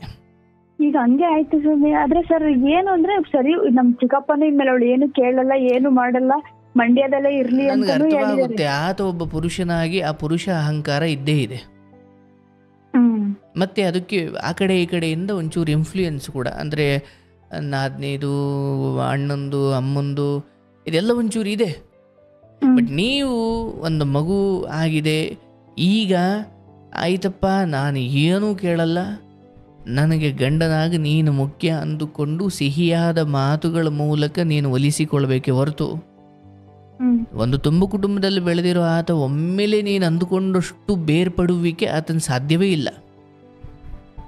ನೀನು ಅರ್ಥ ಮಾಡ್ಕೊಳ್ಬೇಕು. ಅಂದರೆ ಇಲ್ಲಿ ನೀನು ಸೋಲ್ತಿದೀಯ ಅಂತ ಹೇಳ್ತಾ ಇಲ್ಲ, ಇಲ್ಲಿ ನಿಜವಾಗ್ಲೂ ಸೋತವನೇ ಗೆಲ್ಲೋದು. ಯಾರು ಗೆಲ್ಲೇಬೇಕು ಅಂತ ನಿಂತ್ಕೊಳ್ಳೋದು ಅವ್ನು ನಿಜವಾಗ್ಲೂ ಸೋತಿರ್ತಾನೆ. ಈಗ ನಾನು ನಿನ್ನ ಬಾಯಿ ಮುಚ್ಚೋಕೆ ಇದನ್ನು ಹೇಳ್ತಿದ್ದೀನಿ ಅಂತಲ್ಲ, ನನಗೆ ನನ್ನ ಈ ನೂರಾರು ಕತೆ ಸಾವಿರಾರು ಕತೆ ಕೇಳಿರೋ ಅನುಭವದಲ್ಲಿ ಅವರ ಯಶಸ್ಸನ್ನು ನೋಡಿ ಅಥವಾ ತಿದ್ದಿ ನನಗೆ ಅನುಭವ ಆಗಿದೆ, ಅದಕ್ಕೆ ಹೇಳ್ತಾ ಇದ್ದೀನಿ. ಇಲ್ಲಿ ತೀರಾ ಎಲ್ಲ ಯಾರ್ಯಾರನ್ನೂ ಕರ್ಕೊಂಬಂದು ನ್ಯಾಯ ಮಾಡಿಸುವಷ್ಟು ಹೊಲಸು ಆತನು ಮಾಡಿಲ್ಲ, ನೀನು ಮಾಡಿಲ್ಲ. ಇಲ್ಲ ಸರ್, ಇಷ್ಟು ಬೇಕೇ ಆಗಿರ್ಲಿಲ್ಲ. ಅದನ್ನೇ ಹೇಳ್ತಾ ಇದ್ದೀನಿ. ಇಲ್ಲಿ ನೀನು ಗಂಡ ಒಂದು ದೊಡ್ಡ ಸಂಬಳ ಇದೆ ಅಥವಾ ಒಂದೊಳ್ಳೆ ಜಾಬಲ್ಲಿದ್ದಾರೆ, ಅವರೇನೋ ಅಂದರೆ ಏನೋ ಮಾಡ್ಲಿಕ್ಕೆ ಹೋದಾಗ ಸೋಲ್ತಾ ಹೋದ ಮನುಷ್ಯ ಇದೆಯಲ್ಲ, ಅವನು ತುಂಬ ದ್ವಂದ್ವಕ್ಕೊಳಗಾಗುತ್ತಾನೆ. ಒಂದು ದೊಡ್ಡ ಯಶಸ್ಸು ಕೈ ಹಾಕಿದ್ದೆಲ್ಲ ಯಶಸ್ಸು ಆಗ್ಬಿಟ್ಟಿದ್ರೆ ನಿಮ್ಮ ನಡುವೆ ಈ ಗೊಂದಲವೇ ಬರ್ತಿರ್ಲಿಲ್ಲ. ಯಾಕಂದರೆ ಲಾಭ ಬರ್ತಿರೋನು ಲೆಕ್ಕವನ್ನು ತುಂಬ ಚೆನ್ನಾಗಿ ಕೊಡ್ತಾನೆ, ನಷ್ಟ ಬರ್ತಿರೋನ್ನ ಏನೇನಾಯ್ತೆ ಅಂತ ಮನೆಯವ್ರು ಯಾರಾದರೂ ಕೇಳಿದ್ರೆ ಮೊದಲೇ ನಷ್ಟ ಕೂತಿರ್ತಾನೆ, ನಮಗೆ ತಲೆಕೆಟ್ಟೋಗ್ಬಿಟ್ಟಿರುತ್ತೆ. ಅವಳು ಏನು ಕೇಳಲ್ಲ ಇನ್ಮೇಲೆ ಅಂತ ನಮ್ ಚಿಕ್ಕಪ್ಪ ಅಷ್ಟು ಹೇಳಿದ್ರು, ಈಗ ಇವಾಗ ಅಂತ 5-6 ತಿಂಗಳಿಂದ ತಳ್ಕೊಂಡ್ಬರ್ತಾರೆ. ಇದನ್ನು ಬೇಕಾದ್ರೆ ನೀನು ಹೇಳು, ಬಟ್ ಇಲ್ಲಿ ಈ ಬಾರಿ ಅಥವಾ ಶಾಸಕರು ಹೇಳ್ತಾರೋ ಯಾರು ಬಂದು ಏನು ಹೇಳ್ತಾರೋ, ನೀನೊಂದು ಸ್ವಲ್ಪ ಮನಸ್ಸಿಗೆ ಈ ಸೈಕಾಲಜಿಯನ್ನು ನೀನು ಅರ್ಥ ಮಾಡಿಕೊಳ್ಬೇಕು. ಏನನ್ನೇ ನಿನ್ನ ಪರವಾಗಿಸಿಕೊಳ್ಬೇಕಂದ್ರೂ ನೀನು ಅದರ ಜೊತೆ ಇದ್ದಾಗಿಸ್ಕೊಳ್ಬೇಕೆ ಹೊರತು ದೂರದಿಂದ ಆಗಿಸ್ಕೊಳ್ತೀನಿ. ನಿನಗೆ ಅದು ಬ್ಯಾಂಕ್ ಅಕೌಂಟ್ ಅಲ್ಲ.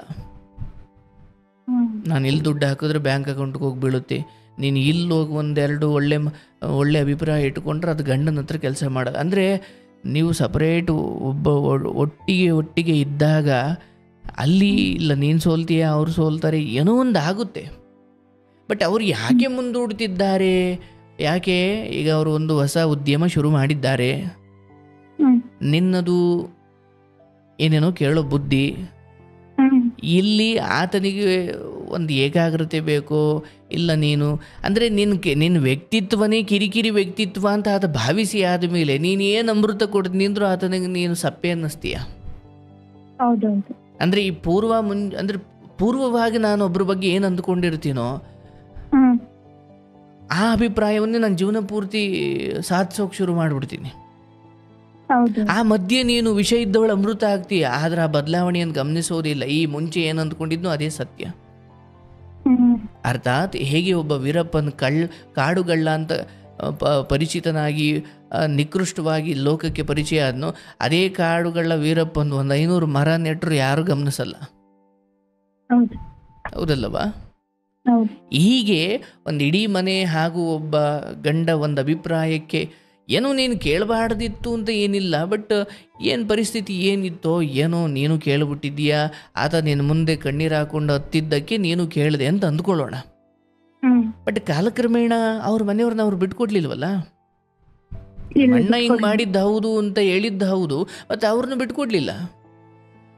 ಅಂದರೆ ನಿನ್ನ ಹತ್ರ ಏನು ಎಲ್ಲರೂ ನಂಗೆ ದ್ರೋಹ ಮಾಡಿಬಿಟ್ರು, ನೀನು ಒಬ್ಬಳೇ ನನಗೆ ಬೇಕು ಅನ್ನೋ ರೀತಿಯಲ್ಲಿ ಇತ್ತು. ಅದಾದಮೇಲೆ ಅದು ಮತ್ತೆ ಎಲ್ಲ ಉಲ್ಟಾ ಆಗೋಯ್ತು. ಬಟ್ ನೀನು ಆ ಅಭಿಪ್ರಾಯ ಇಟ್ಕೊಂಡೇ ನೀನು ತುಂಬ ಕಾಳಜಿ ಮಾಡಿ ಪ್ರಶ್ನೆ ಮಾಡ್ಲಿಕ್ಕೆ ಹೋದೆ, ಎಲ್ಲ ಉಲ್ಟಾ ಆಗೋಯ್ತು. ವಿಷಯ ಏನಂದರೆ ಅವರು ಏನು ಬಾಲ್ಯದಿಂದ ಒಂದು ಭಾವನಾತ್ಮಕ ನಂಟುಗಳನ್ನು ಬೆಳೆಸ್ಕೊಂಡ್ಬಂದಿದ್ದಾರೆ, ನೀನು ಕೊಂದರೂ ಹೋಗಲ್ಲ ಅವು. ನಿಮ್ಮದು ಅಂತ ಒಂದು ಪ್ರತ್ಯೇಕವಾದ ಅಂದರೆ ಆತ ಈಗ ಏನೇನು ಶುರು ಮಾಡಿದ್ದಾನೆ ಅದರಲ್ಲೆಲ್ಲ ಒಂದಷ್ಟು ಪೆಟ್ಟು ತಿಂದು ತಾನೇ ಬುದ್ಧಿ ಬರುತ್ತೆ. ಈಗ ನೀನೇನು ಮಾಡಬೇಕು? ಹೋಗಬೇಕು, ಸುಮ್ಮನೆ ಸಂಸಾರ ಮಾಡಬೇಕು. ಎಲ್ಲ ತೀರಾ ತಡೆಯಪ್ಪ, ನನ್ನ ಗಂಡನಿಗಿಂತ ಹೊಲಸು ಯಾವುದೋ ಹೆಣ್ಣಿನ ಚಟ ಇದೆ, ಯಾವುದೋ ಹೆಂಡದ ಚಟ ಇದೆ, ಇನ್ನೇನೋ ಇದೆ ಅದು ಇದೆ ಅಂದರೆ ಎಲ್ಲಿ ಕಾರ್ಯಕ್ರಮದಲ್ಲಿ ಕೇಳುವಷ್ಟು ತೀರಾ ಅನ್ಯಾಯವಾಗಿ ಗಂಡ ಏನು ನಡೆಸ್ಕೊಳ್ತಿಲ್ಲ. ಯಾಕೆ ಲೇಟ್ ಮಾಡಿದ್ನೋ ಅದನ್ನು ಬೇರೆ ಎನ್ಕ್ವೈರಿ ಮಾಡ್ಲಿಕ್ಕೆ ಹೋಗಿ ಮತ್ತೆ ಸಿಗಾಕೊಂಡಿಯ ನೀನು. ಅದೇನಕ್ಕಾದ್ರೂ ಇರಲಿ, ದೇವ್ರು ನೋಡಿರ್ತಾನೆ. ಅಲ್ಲ ಸರ್, ನಂದು ಏನು ಅಂದ್ರೆ 8 ತಿಂಗಳಾಯ್ತು, ಮಗು ಮುಖ ನೋಡ್ಲಿಲ್ವಲ್ಲ ಅಂತ ನನಗೆ ದುಃಖ ತಡೆಯಕ್ಕಾಗ್ತಿಲ್ಲ. ನನಗೆ ಅರ್ಥವಾಗುತ್ತವ. ಆದರೆ ಈ ಸಮಯದಲ್ಲಿ ನೀನು ಇದೇ ಪ್ರಶ್ನೆಗಳನ್ನು ಮುಂದೆ ನಾಳೆನೋ ನಾಡಿದ್ದೋ ಈ ವಾರನೋ ಮುಂದಿನ ತಿಂಗಳು ಸಭೆ ಸೇರಿದಾಗ ನೀನು ಇವನ್ನೆಲ್ಲ ಮಾಡ್ಕೊಂಡು ಕೂತ್ಕೊಳ್ತೀಯ ಅಂದರೆ ಮತ್ತಿದು ಗೊಂದಲವೇ ಆಗುತ್ತೆ. ನೀನು ಇದನ್ನು ತಲೆಯಲ್ಲಿ ಇಟ್ಕೊಳ್ಬೇಕು. ನಿನ್ನಲ್ಲಿರುವ ಅಸಮಾಧಾನಗಳು, ಪ್ರಶ್ನೆಗಳು ಅವನ್ನೆಲ್ಲ ನೀನು ಗಂಡನ ಬಳಿ ಮುಂದೆ ಎಲ್ಲ ಸರಿ ಹೋದ ಮೇಲೆ ನಿಧಾನಕ್ಕೆ ಬಾಯಿ ಬಿಡಿಸ್ಕೊ. ಈ ತುಂಬ ಹತ್ತಿ ಉರಿತಾ ಇರೋ ಸಮಯದಲ್ಲಿ ನಾನು ತುಪ್ಪದ ಮೂಲಕ ಆರಿಸೋಕೆ ಹೋಗ್ತೀನಿ ಅಂದರೆ ಇಲ್ಲ, ಅಕ್ಷರಶಃ ನೀವು ಅದನ್ನು ವಾಸ್ತವವಾಗಿ ಹೆಚ್ಚು ಮಾಡ್ತಿದ್ದೀರಿ. ನಿಮ್ಮ ಪ್ರಶ್ನೆ ಕೇಳುವ ಹಕ್ಕನ್ನು ನಾನು ಕಡಿಮೆ ಮಾಡ್ತಿಲ್ಲ, ಬಟ್ ಅದಕ್ಕೊಂದು ಸಮಯ ಸಂದರ್ಭ ಅಂತ ಇದೆ. ಇಲ್ಲಿ 8 ತಿಂಗಳು ಯಾಕೆ ಬರಲಿಲ್ಲ, 8 ತಿಂಗಳು ಯಾಕೆ ಮುಂದೂಡಿದ್ರಿ, ಅದು ಯಾಕೆ ಹಿಂಗೆ, ಇದು ಯಾಕೆ ಹಿಂಗೆ ಅಂದರೆ, ಇಲ್ಲಪ್ಪ ನಂಗೆ ಬೇರೆ ಗತಿನೇ ಇಲ್ಲ ಅಂತ ನೀನು ಸೋಲು ಅಂತ ಹೇಳ್ತಾ ಇಲ್ಲ, ಬಟ್ ಇರೋದ್ರಲ್ಲಿ ಬೆಟರ್ ಇದ್ದೀಯ ಅಂತ ನೆನಪು ಮಾಡಿಕೊಡ್ತೀನಿ. ಇದನ್ನ ಮೀರಿ ನಿನಗೆ ಬಿಟ್ಟಿದ್ದದು. ನಾನೇನಂತೀನಿ, ಇಷ್ಟೊಂದು ಅವರು ಈಗ ಬನ್ನಿ ಅಂದ್ರೆ ಆಗ ಬಂದ್ ಫುಲ್ಲು ಅವ್ರಿಗಿಂತ ನಮ್ ಚಿಕ್ಕಪ್ಪ ಏನು ಇಲ್ಲ, ನಮ್ ಫ್ಯಾಮಿಲಿ ಏನು ಇಲ್ಲ, ಎಲ್ಲ ಅವ್ರಿಗಿಂತ ತುಂಬಾ ಚೆನ್ನಾಗೇ ಇದಾರೆ. ಆದ್ರೆ ಅವ್ರು ಇಷ್ಟೊಂದು ಅವ್ರನ್ನ ಈಗ ಬನ್ನಿ ಅಂದ್ರೆ ಆಗ ಹೋಗ್ಬೇಕು, ಆಗ ಬನ್ನಿ ಅಂದ್ರೆ ಈಗ ಹೋಗ್ಬೇಕು. ಅವ್ರು ನಮ್ಮನೆಗ್ ನನ್ನನ್ನು ಮದುವೆ ಮಾಡ್ಕೊಳಕ್ ಬಂದಾಗ ಸರ್, ಫಸ್ಟ್ ದಿನ ಬಂದಾಗ ನೀನು ಅವ್ರ ಕೈ ಹಿಂಗಿತ್ತು, ಅವ್ರಿಗೊಂದು ಎಂಗೇಜ್ಮೆಂಟ್ ಆಗಿ ಕೈ ಏನೋ ಹುಡುಗಿಗೆ ಇಷ್ಟ ಆಗ್ಲಿಲ್ಲ ಕೈ ಅಂತ ಫಸ್ಟ್ ಕಿತ್ತೋಗಿತ್ತಂತೆ 2 ಎಂಗೇಜ್ಮೆಂಟ್. ಇಷ್ಟೆಲ್ಲ ಇದ್ ನಾನು ರೂಮ್ ಕರ್ಕೊಂಡೋಗಿ ನೀನ್ ನನ್ನ ಒಪ್ಕೊಂಡ್ರೆ ನೀನ್ ಹೆಂಗ್ ಹೇಳ್ತೀಯ ಹಂಗ್ ನೋಡ್ಕೋತೀನಿ ನನ್ನ ಜೀವನದಲ್ಲಿ ಅಂತ ಹೇಳಿದ್ರು. ಇವೆಲ್ಲ ರಾಜಕಾರಣಿಗಳು ರಾಜಕೀಯ ಎಲೆಕ್ಷನ್ಗಿಂತ ಮುಂಚೆ ಆಶ್ವಾಸನೆ, ಅದನ್ನು ನಂಬ್ಕೊಂಡು ಜೀವನ ಮಾಡೋಕ್ಕಲ್ಲ. ಆಯಿತು, ಈಗ ನಾನು ಹೇಳೋದವಾ, ಈ ಮದುವೆ ಮುಂಚೆ ಹಿಂಗೆ ಹೇಳಿದರು, ಹಂಗೆ ಹೇಳಿದರು, ಹಂಗೆ ಭರವಸೆ ಕೊಟ್ಟಿದ್ರು, ಹಿಂಗೆ ಭರವಸೆ ಕೊಟ್ಟಿದ್ರು. ಈ ಪೂರ್ವದಲ್ಲಿ ಕೊಟ್ಟ ಆಶ್ವಾಸನೆಗಳ ಮೇಲಲ್ಲ, ಸದ್ಯದಲ್ಲಿ ವಾಸ್ತವದಲ್ಲಿ ಏನೋ ಹೋಗುತ್ತೆ. ಕೆಲಸ ಆಗಬೇಕು ಅಂದರೆ ಎಲ್ಲರೂ ಮಾತಾಡ್ತಾರಲ್ಲವ, ಆಯ್ತಲ್ಲ. ದಯವಿಟ್ಟು ನಾನು ಹೇಳೋದು, ಇಲ್ಲೇನು ತುಂಬ ದೊಡ್ಡ ದೋಷ ಏನಿಲ್ಲ, ಹಂಗೂ ಏನೋ ಇದ್ದರೆ ನಿನಗೆ ಮುಂದೆ ಹೋಗ್ತಾ ಗೊತ್ತಾಗುತ್ತೆ. ಬಟ್ ಇಲ್ಲಿ ನೀನೇ ಒಂದಷ್ಟು ಊಹೆ ಮಾಡ್ಕೊಂಡು ಕೂತ್ಕೊಂಡ್ರೆ ಸುಮ್ಮನೆ ಬದುಕಂತ ಹಾಳು ಮಾಡ್ಕೊಳ್ತೀಯ. ಈಗ ತುಂಬ ಮನೆಯವರೆಲ್ಲ ಬೆಂಬಲ ಕೊಡ್ತಿದ್ದಾರಲ್ವ, ಇದು ಹೆಂಗೆ ಇರುತ್ತೆ ಅನ್ನೋದಂತೂ ನೀನು ಅಂದ್ಕೊಂಬೇಡ. ಅರ್ಥ ಆಯ್ತಲ್ಲ? ಕೆಲವೊಮ್ಮೆ ನಾವು ತುಂಬ ಹಠ ಮಾಡಲಿಕ್ಕೆ ನಮಗೆ ಸಿಗ್ತಾ ಇರೋ ಮುದ್ದು ಪ್ರೀತಿಗಳೇ ಕಾರಣ ಆಗ್ಬಿಡ್ತವೆ. ಬಟ್ ಎಲ್ಲದಕ್ಕೂ ಒಂದು ಮಿತಿ ಇದೆಯಲ್ಲ. ನೋಡಪ್ಪ, ನೀನು ಏನು ಹೊರಗಡೆ ಕೈ ಸುಟ್ಕೊಳ್ತೀಯೋ, ಏನು ಮಾಡ್ತೀಯೋ, ನಾನು ಮಕ್ಕಳು ನಾನು ಮನೇಲಿ ಇರ್ತೀವಿ, ತಂದಾಕು ನಿನ್ನ ಕೆಲಸ. ಆಮೇಲೆ ತಂದಾಕ್ತಿದ್ರೆ ಆಮೇಲೆ ಬೇರೆ ಹೆಜ್ಜೆ ಇಡೋಣ, ತೊಂದರೆ ಇಲ್ಲ. ಈಗ ಅದು ಯಾವುದಕ್ಕೂ ಅವಕಾಶ ಇಲ್ಲ. ಇನ್ನೊಂದು ತಿಂಗಳೊಳಗಡೆ ಎಲ್ಲವೂ ಸಾರ್ಟ್ ಔಟ್ ಆಗುತ್ತೆ, ಏನು ಭಯ ಬೇಡ, ಆಯಿತಾ? ಬಟ್ ಇವ್ರ ಮೇಲೆ ಮೊದಲಿದ್ದಷ್ಟೇ ಪ್ರೀತಿ ಇಟ್ಕೊ. ನೋಡವಾ, ಇದೊಂದು ಪುಟ್ಟ ಬದುಕು. ನೀನು ಹೆಚ್ಚು ಆರೋಪಗಳನ್ನು ಮಾಡಿದಷ್ಟು ಒಂದು ಸುಂದರವಾದ ಸಮಯಗಳನ್ನು ನಿಮ್ಮಿಂದ ನೀವು ದೂರ ಮಾಡ್ಕೊಳ್ತಾ ಇದ್ದೀರಾ. ಬಟ್ ಏನಿಲ್ಲ, ತಿನ್ನೋಕೆ ಅನ್ನ ಇಲ್ದಿರೋ ಅಷ್ಟೇ. ಇವನ್ ಈತ ವ್ಯವಹಾರ ಹೊರಗಡೆ ಮಾಡೋದು ಏನು ಮಾಡ್ತಿದ್ದ, ಅದನ್ನು ಬಿಟ್ಟರೂ ಕೂಡ ಬದುಕು ನಡೆಸುವಷ್ಟು ಭಗವಂತ ದಾರಿ ಮಾಡಿಕೊಟ್ಟಿದ್ದಾನೆ. ಹಾಗಾಗಿ ಏನು ಅಂದ್ರೆ ಅವ್ರ ಲಿಮಿಟ್ ನ ಮೀರಿ ಎಲ್ಲ ಕಮಿಟ್ಮೆಂಟ್ ಮಾಡ್ಕೊಳ್ಳೋದು, ಅದನ್ನೇ ಹೇಳ್ತಾ ಇದ್ನಿ. ಅದನ್ನು ಕಾಲ ಉತ್ತರ ಕೊಡುತ್ತೆ. ನೀನು ಮಿನಿಮಮ್ ನನ್ನ ಮನೆಗೆ ಇಷ್ಟು ಅಂದರೆ ಏನು ಕೇಳಬಾರ್ದು, ಏನು ಮಾಡಬಾರ್ದು, ಅದೆಲ್ಲ ಸರಿ. ಬಟ್ ನಂದು ಕೆಲವೊಂದು ಇದ್ದಾವೆ, ಮನೆಗೆ ಇಷ್ಟಿಷ್ಟು, ಮನೆಗೆ ತಿಂಗಳಿಗಿಷ್ಟು, ಮಕ್ಕಳಿಗಿಷ್ಟು, ನನಗೆ ಇಷ್ಟು ಕೊಟ್ಬಿಟ್ಟು ನೀನು ಹೊರಗಡೆ ಏನಾದರೂ ಮಾಡ್ಕೊಂತ ನಿಮ್ಮದು ಇರಬೇಕು. ತೀರಾ ಕರೆದ್ರು ಅಂತ ಕಾಲಿಗೆ ಬಿದ್ದು ಹೋಗುವಂತಲ್ಲ, ಅಥವಾ ಎಲ್ಲಿ ಕೇಳದೆ ಹೋದರೂ ಮುಂದೆ ನೀನು ಅದಕ್ಕಿದ್ದ ದಾರಿ ಮಾಡಿಕೊಳ್ಬೇಕು. ಬಟ್ ನನಗನ್ಸುತ್ತೆ ಇಲ್ಲಿ ತೀರಾ ಏನಿಲ್ಲ, ಬಟ್ ಅವರೇನೋ ಒಂದು ಸ್ವಂತ ಮಾಡಬೇಕು ಅನ್ನೋ ಆಸಕ್ತಿಯಿಂದ ಹೋಗ್ತಿದ್ದಾರೆ, ಅದು ಕೈಗೂಡ್ತಾ ಇಲ್ಲ. ಬಟ್ ಕಾಲ ಸ್ವಲ್ಪ ಅದೇ ಹೇಳಿದ್ರಲ್ಲ, ಮೇಲಿಂದ ಮೇಲೆ ಪೆಟ್ಟು ಬಿದ್ದಾಗ ಎಂಥ ಮನುಷ್ಯನೂ ಕೂಡ ವ್ಯಾಘ್ರನಾಗ್ತಾನೆ. ಹಾಗಾಗಿ ಒಂದು ಹೆಂಡತಿಯಾಗಿ ಭಾವನಾತ್ಮಕ ಬೆಂಬಲವನ್ನು ಕೊಡು, ಏನೂ ಕೇಳಬೇಡ, ಏನು ತೊಂದರೆ ಇಲ್ಲ, ನಂಬಿಕೆ ಇಡು. ಯಾಕಂದರೆ ಮುಂದೆ ಯಾವತ್ತೋ ಒಂದು ದಿವಸ ತುಂಬ ದೊಡ್ಡ ಅನ್ಯಾಯ ಮಾಡ್ಕೊಂಬಿಟ್ಟಿದ್ದಾರೆ ಒಳಗಡೆ, ನಿನಗೆ ಗೊತ್ತೇ ಇಲ್ಲ. ಮುಂದೆ ಯಾವತ್ತೋ ಒಂದು 2 ವರ್ಷ ಬಿಟ್ಟು ಗೊತ್ತಾಯಿತು ಅಂದರೂ ಕೂಡ ಅವಾಗಲೂ ಏನೋ ದಾರಿ ತೋರ್ತಾನವ ಭಗವಂತ. ಆದರೆ ಮೊದಲೇ ಊಹೆ ಮಾಡ್ಕೊಂಡು ನಾನು ಪ್ರತಿದಿನ ಸಾಯೋದಕ್ಕಿಂತ ಒಂದು ಯಾವತ್ತೋ ದಿವಸ ಗೊತ್ತಾಗಲಿ, ಆಮೇಲೆ ಮನೆಯವರಿದ್ದಾರೆ, ನಿಮ್ಮ ಚಿಕ್ಕಪ್ಪ ಇದ್ದಾರೆ, ಆಮೇಲೆ ದಾರಿ ನೋಡ್ಕೊಳ್ಳಿರಂತೆ. ಈಗ ಇಲ್ಲ, ನಾನು ಮೇಲಿಂದ ಮೇಲೆ ಲೆಕ್ಕ ಕೇಳಿ ಅದು ಕೇಳಿ ಇದು ಕೇಳಿ ಅವರಿಗೆ ನಾನು ಗೊಂದಲ ಮಾಡೋದು ಬೇಡ. ನಾನೀಗ ಮನೆಯಲ್ಲಿ ಮಕ್ಕಳು ನೋಡ್ಕೊಂಡಿರ್ತೀನಿ, ಗಂಡನ ಪ್ರೀತಿಸ್ತೀನಿ, ಗಂಡನಿಂದ ನೆಮ್ಮದಿ ಸುಖ ಸಂತೋಷ ನೆಮ್ಮದಿಯಾಗಿರ್ತೀನಿ. ಅದನ್ನು ಮೀರಿ ನಾನು ಅವ್ರ ಹಾಳೆಲ್ಲಿ ಬರೆಸ್ಕೊಂಡಿದ್ದಾರೆ ಅಂತ ಅಲ್ಲ, ಬಟ್ ನನಗೊಂದು ಇದೊಂದು ಮನುಷ್ಯತ್ವ ಅಂದ್ಕೋ ಅಷ್ಟೆ, ಆಯಿತಾ? ಬಟ್ ಇನ್ನೂ 2 ತಿಂಗಳು 3 ತಿಂಗಳೆಲ್ಲ ಮುಂದುವರೆದ್ರೆ, ಇತ್ತೀಚೆಗೆ ಅರ್ಥಾತ್ ಮಾರ್ಚ್ ಅಂತ್ಯದ ವೇಳೆಗೆ ಕರ್ಕೊಂಡ್ರೆ ಅದು ಓಕೆ. ಬಟ್ ಅದಾದಮೇಲೂ ಅವ್ರು ತುಂಬ ಹಿಂದೆ ಮುಂದೆ ನೋಡ್ತವ್ರೆ ಎಂದಾಗ ನಿನ್ನ ಮನೆಯವ್ರು ಏನು ಹೇಳ್ತಾರೆ ಅದನ್ನು ಕೇಳು. ಹಾಗೆ ನಮ್ಮ ಮನೆಯವ್ರಿಗೆ ಅವ್ರಿಗೆ ಇಷ್ಟು ಬೇಡದೆ ಆದ್ಮೇಲೆ ನನಗೂ ಬೇಡ ಅಂತಾನೆ ನಾನು ಹೇಳ್ತೀನಿ, ಆದ್ರೆ ನಮ್ಮ ಮನೆಯವ್ರು ಕೇಳಕ್ ರೆಡಿ ಇಲ್ಲ. ಬೇಡವ, ಈಗ ಮಾತು ಬೇಡ. ನನ್ನ ಅರಿವಿನಿಂದ, ನನ್ನ ಶಕ್ತಿಯಿಂದ ಹೇಳೋದಾದ್ರೆ ಮುಂದಿನ 1 ತಿಂಗಳೊಳಗಡೆ ಇದೆಲ್ಲ ಸಾರ್ಟ್ಔಟ್ ಆಗುತ್ತೆ. ಬಟ್ ನಾನು ಇಲ್ಲಿ ನಿನ್ನ ಬಾಯಿನ ಯಾಕೆ ಮುಚ್ಚಿಸ್ತಾ ಇದ್ದೀನಿ ಅಂದರೆ ಅಲ್ಲೇನು ತುಂಬ ನಿನಗೆ ಅನ್ಯಾಯ ಆಗ್ತಿರೋ ಥರ ಏನೂ ನನಗೆ ಅನ್ನಿಸ್ತಾ ಇಲ್ಲ. ಹಾಗಾಗಿ ನೀನು ಸುಮ್ಮನಿರವ ಅಂತ ಹೇಳ್ತಿದ್ದೀನಿ. ಹೌದು ಸರ್. ಆಯ್ತಲ್ಲ, ದಯವಿಟ್ಟು ಅದನ್ನು ನಂಬಿಕೆ ಇಡು. ಗಂಡನನ್ನು ಅಂಥದ್ದೇನೋ ಸಮಸ್ಯೆ, ಅಂಥದ್ದೇನೋ ಒಂದು ಅಂಗಾಂಗದ ಸ್ವಲ್ಪ ದೋಷ ಇದ್ದಾಗಲೂ ಒಪ್ಕೊಂಡಿದ್ದೀಯ, ಅದಕ್ಕಿಂತ ಇದಕ್ಕೆ ತುಂಬ ಕೆಟ್ಟದ್ದೇನಲ್ಲ. ಹೌದು. ಹಾಗಾಗಿ ಇದನ್ನು ಒಂಚೂರು ಒಪ್ಕೋ. ಅದ್ರ ಹೊರತಾಗಿ ನಿಂಗೆ ತುಂಬ ದೊಡ್ಡ ಅನ್ಯಾಯ ಆಗ್ತಿದೆ ಅಂತ ಭಾವಿಸಬೇಡ. ಆತ ಏನೋ ಮಾಡೋಕ್ಕೆ ಹೊರಡ್ತಿದ್ದಾನೆ, ಗೆದ್ದಾಗ ಎಲ್ಲ ಕೈ ಹಿಡಿತಾರೆ. ಈ ಸಮಯದಲ್ಲಿ ಇಲ್ಲ ರೀ, ನಾನೇನು ಕೇಳಲ್ಲ, ನನಗೆ ನಿಮ್ಮ ಮೇಲೆ ತುಂಬ ನಂಬಿಕೆ ಇದೆ ಅಂತ ಪರಸ್ಪರ ಆಗಾಗ ಆ ನಂಬಿಕೆ ಇದೆ ಅನ್ನೋದನ್ನೇ ವ್ಯಕ್ತಪಡಿಸು. ಅದೇ ಅವರನ್ನು ಪರಿವರ್ತನೆ ಮಾಡುತ್ತೆ ಹೊರತು ನನ್ನ ಜೋರು ಮಾತುಗಳು ಅವರನ್ನು ಇನ್ನೂ ಘಾಸಿಗೊಳಿಸ್ತಾವಷ್ಟೆ. ಇಷ್ಟು ನೀನು ಬಾಯಿನ ಒಲ್ಕೊಂಬಿಡು. ಆಯಿತು, ಪತ್ರಿಕೆ ಏನು ಬಿಳಿ ಹಾಳೆಯಲ್ಲಿ ಬರೆಸ್ಕೊಂಡಿದ್ದಾರೆ ಅಂತ ಅಲ್ಲ, ನನಗೆ ಅರ್ಥಕೊಂಡು ನಡೆಯೋದು ಈಗ ಗೊತ್ತಾಗ್ತಾ ಇದೆ.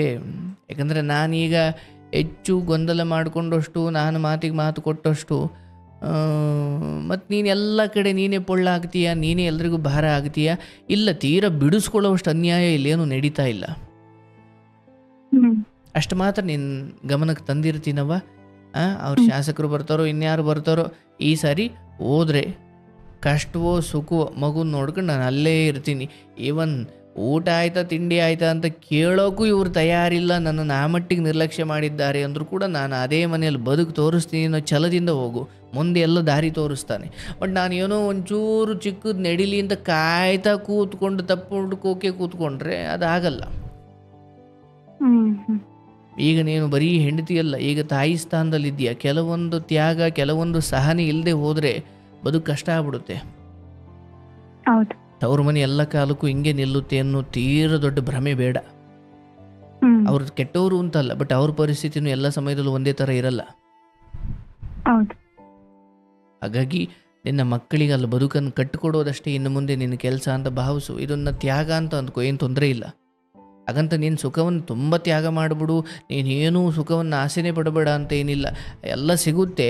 ಬಟ್ ಏನೋ ಇದೊಂದು ಕೆಟ್ಟಗಳಿಗೆ ಈ ಸಮಯದಲ್ಲಿ ದೂರ ಇದ್ದೀಯಾ, ಅವರು ದೂರ ಇದ್ದಾರೆ, ನಿಮಗೆ ಬೇಕಾದ್ರೆ ನೀವು ಅಂದ್ಕೊಳ್ತೀರ, ಅವ್ರಿಗೆ ಬೇಕಾದ್ರೆ ಅವ್ರು ಅಂದ್ಕೊಳ್ತಾರೆ. ಹಾಗಾಗಿ ಅಂತರ ಹೆಚ್ಚಾದಷ್ಟು ಅಭಿಪ್ರಾಯಗಳು ವಿಭಿನ್ನವಾಗ್ತವೆ, ಅಭಿಪ್ರಾಯಗಳು ವಿಭಿನ್ನವಾದಷ್ಟು ವೈಷಮ್ಯಗಳು ಜಾಸ್ತಿ ಆಗ್ತವೆ.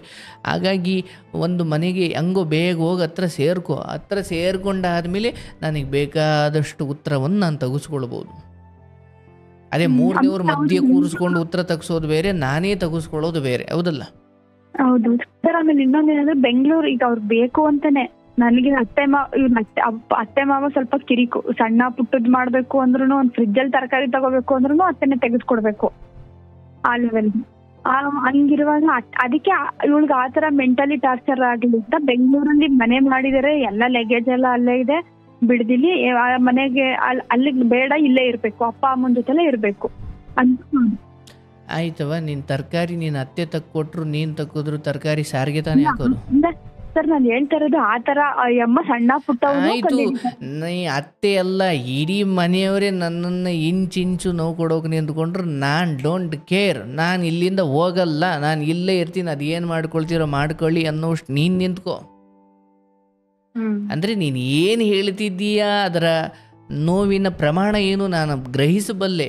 ಒಟ್ಟಿನಲ್ಲಿ ಇಲ್ಲಿಂದ ಹೋದ ಮೇಲೆ ಅತ್ತೆ ಅಪ್ಪ ಅಮ್ಮನ ಹತ್ರ ಅಲ್ಲ, ಸ್ಮಶಾನಕ್ಕೆ ಬಿಟ್ಟರು ನಾನು ಬದುಕೋದು ಗೊತ್ತು ಅನ್ನೋ ಥರ ಇರು ಅಂತ ಹೇಳ್ತೀವಿ. ಅಂದರೆ ಮಾನಸಿಕವಾದ ಒಂದು ತಯಾರಿ ಇದೆಯಲ್ಲ, ನೀನು ಮೆಂಟಲಿ ಅದಕ್ಕೊಂದು ತಯಾರಾಗಿ ನಿಂತ್ಕೊಂಡ್ರೆ ಇವೆಲ್ಲ ನಿನಗೆ ಸರ್ಪ್ರೈಸ್ ಅಲ್ಲ. ಬಟ್ ನೀನು ಮೆಂಟಲಿ ತಯಾರಿಲ್ಲ ಅಂದಾಗ ಇವೆಲ್ಲ ಸರ್ಪ್ರೈಸ್ ರೀತಿಯಲ್ಲಿ ನೋವು ಕೊಡ್ತವೆ. ಈ ರೋಡಲ್ಲಿ ಮುಳ್ಳಿದವಂತಪ್ಪ ಅಂತ ಮೊದಲೇ ಚಪ್ಪಲಿ ಹಾಕೊಂಡು ಹೋದರೆ ಮುಳ್ಳಿದ್ರು ಏನು ತೊಂದರೆ ಇಲ್ಲ. ನನಗೆ ಮುಳ್ಳು ಬಗ್ಗೆನೇ ಒಂದು ಗಮನ ಇಲ್ಲ, ಅಥವಾ ಮುಳ್ಳಿದಾವೆ ಅನ್ನುವ ಒಂದು ಚಿಕ್ಕ ಕಲ್ಪನೆಯೂ ನನಗಿಲ್ಲ. ಬಟ್ ಮುಳ್ಳು ಚುಚ್ಚಿಬಿಡ್ತು ಅಂದಾಗ ಅಯ್ಯೋ ನಾನು ಊಹೆನೇ ಮಾಡಿರಲಿಲ್ಲ ಅಂದಾಗ ನನಗೆ ನೋವು. ಬಟ್ ನಾನು ಮೊದಲೇ ತಯಾರಾಗಿ ಹೋಗಿದ್ದೆ, ಅಂದರೆ ಎಕ್ಸಾಮ್ಗೆ ಚೆನ್ನಾಗಿ ಓದ್ಕೊಂಡು ಹೋಗಿ ಅದೇ ಪ್ರಶ್ನೆಗಳು ಬಂದಾಗ ಬಹಳ ಚೆನ್ನಾಗಿ ಕಾನ್ಫಿಡೆಂಟಾಗಿ ಬರಿತೀನಿ. ನಾನು ಓದ್ಕೊಂಡು ಹೋಗಿದ್ದೆ ಬೇರೆ, ಅಲ್ಲಿ ಬಂದಿದ್ದೆ ಬೇರೆ ಅಂದಾಗ ಎಂಥವ್ರಿಗೂ ಗಾಬರಿ ಆಗುತ್ತೆ, ನೋವಾಗುತ್ತೆ. ಹಂಗೆ ಇವ್ರು ಇಂಥವ್ರು ಅಂತ ಗೊತ್ತಾ, ನೀನು ಮೊದಲೇ ಓದ್ಕೊಂಡು ಹೋಗಿರ್ಬೇಕು ಅವ್ರ ಮನಸ್ಥಿತಿಗಳನ್ನ. ಇದೆಲ್ಲ ಮೊದಲೇ ಗೊತ್ತಿತ್ತು ಬಿಡು ಅನ್ನೋ ಥರ ಇರುತ್ತೆ. ಇಲ್ಲ ಈಗ ಇಲ್ಲ ಬದಲಾಗ್ಬಿಟ್ಟಾರೆ ಅನ್ನೋ ಥರ ಹೋದ್ರೆ ಮತ್ತೆ ಅದೇ ದುಃಖ. ಹೆಂಡತಿ ಮಗು ಅಂತ ಅವ್ರಿಗೆ ಬರುತ್ತಾ ಸರ್? ಒಂದ್ಸಲ ಒಂದಿನ ಬರುತ್ತಾ ಅವರಿಗೆ? ಖಂಡಿತ ಬರುತ್ತವ. ನೀನೀಗ ನಾನು ಹೇಳ್ದಂಗೆ ಜಸ್ಟ್ ಬಾಯ್ ಮುಚ್ಕೊಂಡು ಹೋಗು, ಏನು ಕೇಳಬೇಡ. ಇವನ್ ಎಂತೆಂಥ ಅನ್ಯಾಯ ಆದರೂ ಕಳೆದ ಹಿಂದಿನ ಕಾಲದೊಬ್ಬರು ಹೆಣ್ಮಕ್ಳು ಫೋನ್ ಮಾಡಿದ್ರು, ಕೇಳ್ದ? ಅವ್ರ ಗಂಡ ಕುಡ್ಕೊಂಬಂದು ದಿವಸ ಹೊಡಿತಾ ಇದ್ರು, ಕೇಳ್ತಾ ಇಲ್ಲ ಆಕೆ. ಯಾಕೆ ಕೇಳಲ್ಲ ಅಂತ ಆಕೆಯನ್ನು ಬೈದಿದ್ದೀನಿ, ನಿನ್ನನ್ನು ಕೇಳಬೇಡ ಅಂತ ಬೈತಿದ್ದೀನಿ, ಇಷ್ಟೇ ವ್ಯತ್ಯಾಸ. ಅವೆಲ್ಲ ಪರಿಸ್ಥಿತಿ ನಿರ್ಧಾರ ಮಾಡುತ್ತೆ. ಅವ್ರ ಗಂಡನಿಗೂ ನಿನ್ನ ಗಂಡನಿಗೂ ಭಾಳ ವ್ಯತ್ಯಾಸ. ಆತ ₹1 ದುಡಿಯಲ್ಲ, ಒಂದು ಕೂಲಿಗೆ ಹೋಗಿ ಬಂದರೂ ಕೂಡ ಆ ದುಡ್ಡನ್ನು ಕೂಲಿಗೆ ಹೋಗಿ ಕೆಲಸ ಮಾಡೋದು ಇವರು, ದುಡ್ಡು ಇಸ್ಕೊಳೋದು ಅತ್ತೆ. ₹1 ಕೊಡೋಲ್ಲ, ಏನು ತಂದು ಕೊಡಲ್ಲ. ಆ ಗಂಡ ಗೌರವ ಮರ್ಯಾದೆ ಇಲ್ಲ, ಒಂದು ಮನೇಲಿ ನೆಮ್ಮದಿ ನಿದ್ದೆ ಮಾಡ್ಲಿಕ್ಕೆ ಬಿಡಲ್ಲ, ಕುಡ್ಕೊಂಡು ಬಂದು ಮನೆಯೆಲ್ಲ ಮರ್ಯಾದೆ ಅಥವಾ ಮನೆಯೆಲ್ಲ ನೆಮ್ಮದಿ ಹಾಳು ಮಾಡಿ. ಆ ಗಂಡನಿಗೆ ಯಾಕೆ ನೀನು ಕೇಳಿಲ್ಲ, ಅವನನ್ನು ಯಾಕೆ ನೀನು ಕೊಳಪಟ್ಟಿ ಇಟ್ಕೊಂಡಿಲ್ಲ ಅಂತ ನಾನು ಆಕೆಯನ್ನು ಬೈದೆ. ಯಾಕೆ ನೀನು ಧ್ವನಿ ಎತ್ತಿಲ್ಲ ಅಂತ ಆಕೆಗೆ ಹೇಳಿದೆ. ನಿನ್ನನ್ನು ಧ್ವನಿ ಎತ್ತಬೇಡ ಅಂತ ಹೇಳ್ತಿದ್ದೀನಿ, ಯಾಕಂದರೆ ಇದು ಅಷ್ಟು ಸೂಕ್ಷ್ಮ ವಿಚಾರ ಅಲ್ಲ. ಇವತ್ತನ್ನು ಅರ್ಥ ಮಾಡ್ಕೊಳ್ತೀರಾ? ನನ್ನ ಪ್ರಕಾರ ಈ ಸಲ ಕೂಡಿಸ್ತಾರೆ, ಅದೆಲ್ಲ ಸರಿ ಹೋಗುತ್ತೆ. ಬಟ್ ಜಸ್ಟ್ ಗಂಡ ಅವನನ್ನು ಬಹಳ ಪ್ರೀತಿ, ಮೋಹ ಮತ್ತು ಕಾಳಜಿ ಮತ್ತು ನಾನು ನಿನ್ನ ಪರ ಇದ್ದೀನಿ, ನಿನ್ನನ್ನು ನಾನೇನೂ ಕೇಳಲ್ಲ, ಹೀಗೆ ಅವರಿಗೆ ಬೇಕಾದಂತೆ ಇರೋ ಮೂಲಕ ನಾವು ಕೆಲವು ಉತ್ತರಗಳನ್ನು ತೆಗೆಸ್ಕೊಳ್ಬೇಕೇ ಹೊರತು ನಾನು ಇಲ್ಲಿ ಕೂತ್ಕೊಂಡು ಹಿರಿಯರ ಸಮ್ಮುಖದಲ್ಲಿ ಅದಕ್ಕೆಲ್ಲ ಉತ್ತರ ಕಂಡುಕೊಳ್ತೀನಿ ಅಂದರೆ ಯಾರು ಕೂಡ ಹಿರಿಯರ ಮುಂದೆ ಭಾಗೋಗಿ ತಯಾರಿರಲ್ಲವ. ನಂದೇ ಕರ್ಕೊಳ್ಳೋಕ್ಕೂ ರೆಡಿ ಇಲ್ಲ ಸರ್ ಅವರು. ಅಷ್ಟು 8 ತಿಂಗಳಿಂದ ಅದನ್ನೇ ಹೇಳ್ತಿದ್ದೀಯಲ್ಲೋ, ಈ ತಿಂಗಳು ಆಗುತ್ತಪ್ಪ, ಅದೆಲ್ಲ ಈ ತಿಂಗಳಾಗುತ್ತೆ. ಅದಕ್ಕೆ ಖಂಡಿತ ಈ ತಿಂಗಳಲ್ಲ, ನೀನು ಅಂದ್ಕೊಂಡಿರೋ ಹಾಗೆ ಎಲ್ಲ ಒಳ್ಳೆಯದಾಗುತ್ತೆ. ಬಟ್ ಇಲ್ಲಿಂದ ನೀನು ಯಾವುದೇ ರೀತಿಯಲ್ಲೂ ಹೆಚ್ಚು ಪ್ರಶ್ನೆ ಮಾಡದೆ ಇದನ್ನು ಮುಂದುವರಿ. 8 ತಿಂಗಳಲ್ಲ, ಇನ್ನೂ 2 ತಿಂಗಳಾದರೂ ನೀನು ಆ ನಂಬಿಕೆಯಲ್ಲೇ ಬದುಕು, ಎಲ್ಲ ಒಳ್ಳೆಯದಾಗುತ್ತೆ. ಬಟ್ ತೀರಾ ಅನ್ಯಾಯ ಅಲ್ಲೇನು ನಡೀತಾ ಇಲ್ಲ. ನಾನು ಇಷ್ಟು ಮಾತ್ರ ಹೇಳಬಲ್ಲೆ, ಜಸ್ಟ್ ಬಾಯಿ ಮುಚ್ಚು, ಬಿಡುವ ಯೋಚನೆ ಬೇಡ, ಎಲ್ಲ ಒಳ್ಳೆಯದಾಗುತ್ತೆ. ಅಲ್ಲೇನೋ ಒಂಚೂರು ಗೊಂದಲ, ನಷ್ಟ, ಏನೇನೋ ಅಂದ್ಕೊಂಡಂಗೆ ಅವ್ರ ಜೀವನದಲ್ಲೂ ಏನೋ ನಡೀಲ್ದೇ ಇರ್ಬೋದು, ಅದನ್ನು ತಂದು ನಿನ್ನ ಮೇಲೆ ಆಗ್ತಿರ್ಬೋದು ಅಷ್ಟೇ. ಬಟ್ ಅದನ್ನು ತುಂಬ ಅನ್ಯಾಯ ಅಂತ ಭಾವಿಸಿ ನೀನೇ ಏನೇನೋ ಯೋಚನೆ ಮಾಡಿ ಸ್ಟ್ರೆಸ್ ಮಾಡ್ಕೊಳ್ಬೇಡ. ಜಸ್ಟ್ ಬದುಕು ಹೇಗೆ ಬಂತೋ ಹಾಗೆ ಸ್ವೀಕರಿಸು. ಒಬ್ಬಳು ತಾಯಿಯಾಗಿದ್ದೀಯ, ಇನ್ನು ಯಾರ ಬದುಕಲ್ಲೂ ನೀನೇನು ತಿಪ್ಪುರ್ಲಾಗ ಹಾಕಿದ್ರು, ಇನ್ನು ಯಾರ ಬದುಕಲ್ಲಿ ಹೋದ್ರು ನಿನ್ನ ಬದುಕು ಹಾಳೆ. ಅರ್ಥ ಆಯ್ತಲ್ಲ? ನಾನು ಬಿಡಿಸ್ಕೊಂಡೇನೋ ಅದ್ಭುತ ಮಾಡಿಬಿಡ್ತೀನಿ ಅಂದರೆ ಅದೆಲ್ಲ ಸುಳ್ಳು. ಯಾಕಂದರೆ 2 ಮಕ್ಕಳಿದ್ದಾವೆ, ನಿನ್ನನ್ನು ಸ್ವೀಕರಿಸೋರು ತುಂಬ ಜನ ಇರ್ಬೋದು, ಮಕ್ಕಳನ್ನ ಸ್ವೀಕರಿಸೋಕೆ ಯಾರೂ ರೆಡಿ ಇಲ್ಲ. ಇವೆಲ್ಲ ಬೇರೆದೇ ಕಥೆನವ. ಅದಕ್ಕೆ ಸ್ವಲ್ಪ ಈ ಸಮಯದಲ್ಲಿ ನಿನಗೆ ಹತ್ರ ಇರ್ಬೋದು, ಬಟ್ ನನಗಿಲ್ಲ. ನಾನು ಇವನ್ನೆಲ್ಲ ನೋಡಿದ್ದೀನಿ, ಅದಕ್ಕೆ ಹೇಳ್ತಾ ಇದ್ದೀನಿ, ಸ್ವಲ್ಪ ಸಮಾಧಾನವಾಗಿರು. ಇಲ್ಲಪ್ಪ ಡೈವರ್ಸ್ ತಗೊಂಡಿಲ್ಲ ಅಂದರೆ ಒಂದಿಲ್ಲ ಒಂದು ದಿವಸ ಬರಲೇಬೇಕು, ಬೇರೆ ದಾರಿ ಇಲ್ಲ. ಆದರೆ ನಾನು ಸ್ವಲ್ಪ ಸಮಾಧಾನವಾಗಿರ್ತೀನಿ, ಆಮೇಲೆ ನಾನು ಉತ್ತರ ತೆಗೆಸ್ಕೊಳ್ತೀನಿ, ಏನು ತೊಂದರೆ ಇಲ್ಲ. ಇವನ್ ನಿಧಾನಕ್ಕೆ ಉತ್ತರ ತೆಗೆಸ್ಕೊಂಡ್ರೂ ಏನು ಪ್ರಯೋಜನ ಇಲ್ಲ, ಆಗೋಗಿರುತ್ತೆ. ಸೊ ನಾನು ಅವ್ರನ್ನೇನು ಕೇಳಬಾರ್ದ, ಓಕೆ ಫೈನ್. ಬಟ್ ಮನೆಗೆ ತಂದು ಹಾಕ್ತಾರೆ, ಮಕ್ಕಳನ್ನ ನೋಡ್ಕೊಳ್ತಾರೆ, ಪ್ರೀತಿ ಕೊಡ್ತಾರೆ. ನಾನು ಅದನ್ನೆಲ್ಲ ಒಂದು ಹೆಣ್ಣಾಗಿ ಆಕೆ ತನ್ನ ದೇಹ, ಮನಸ್ಸು, ಪ್ರೀತಿ ಇವೆಲ್ಲವನ್ನು ಬಳಸ್ಕೊಂಡು ಒಬ್ಬ ಪುರುಷನನ್ನು ಒಲಿಸಿಕೊಂಡು ಸಂಸಾರ ಮಾಡಬೇಕು. ಅದು ಹೆಣ್ಣಿಗಿರೋ ತಾಕತ್ತು.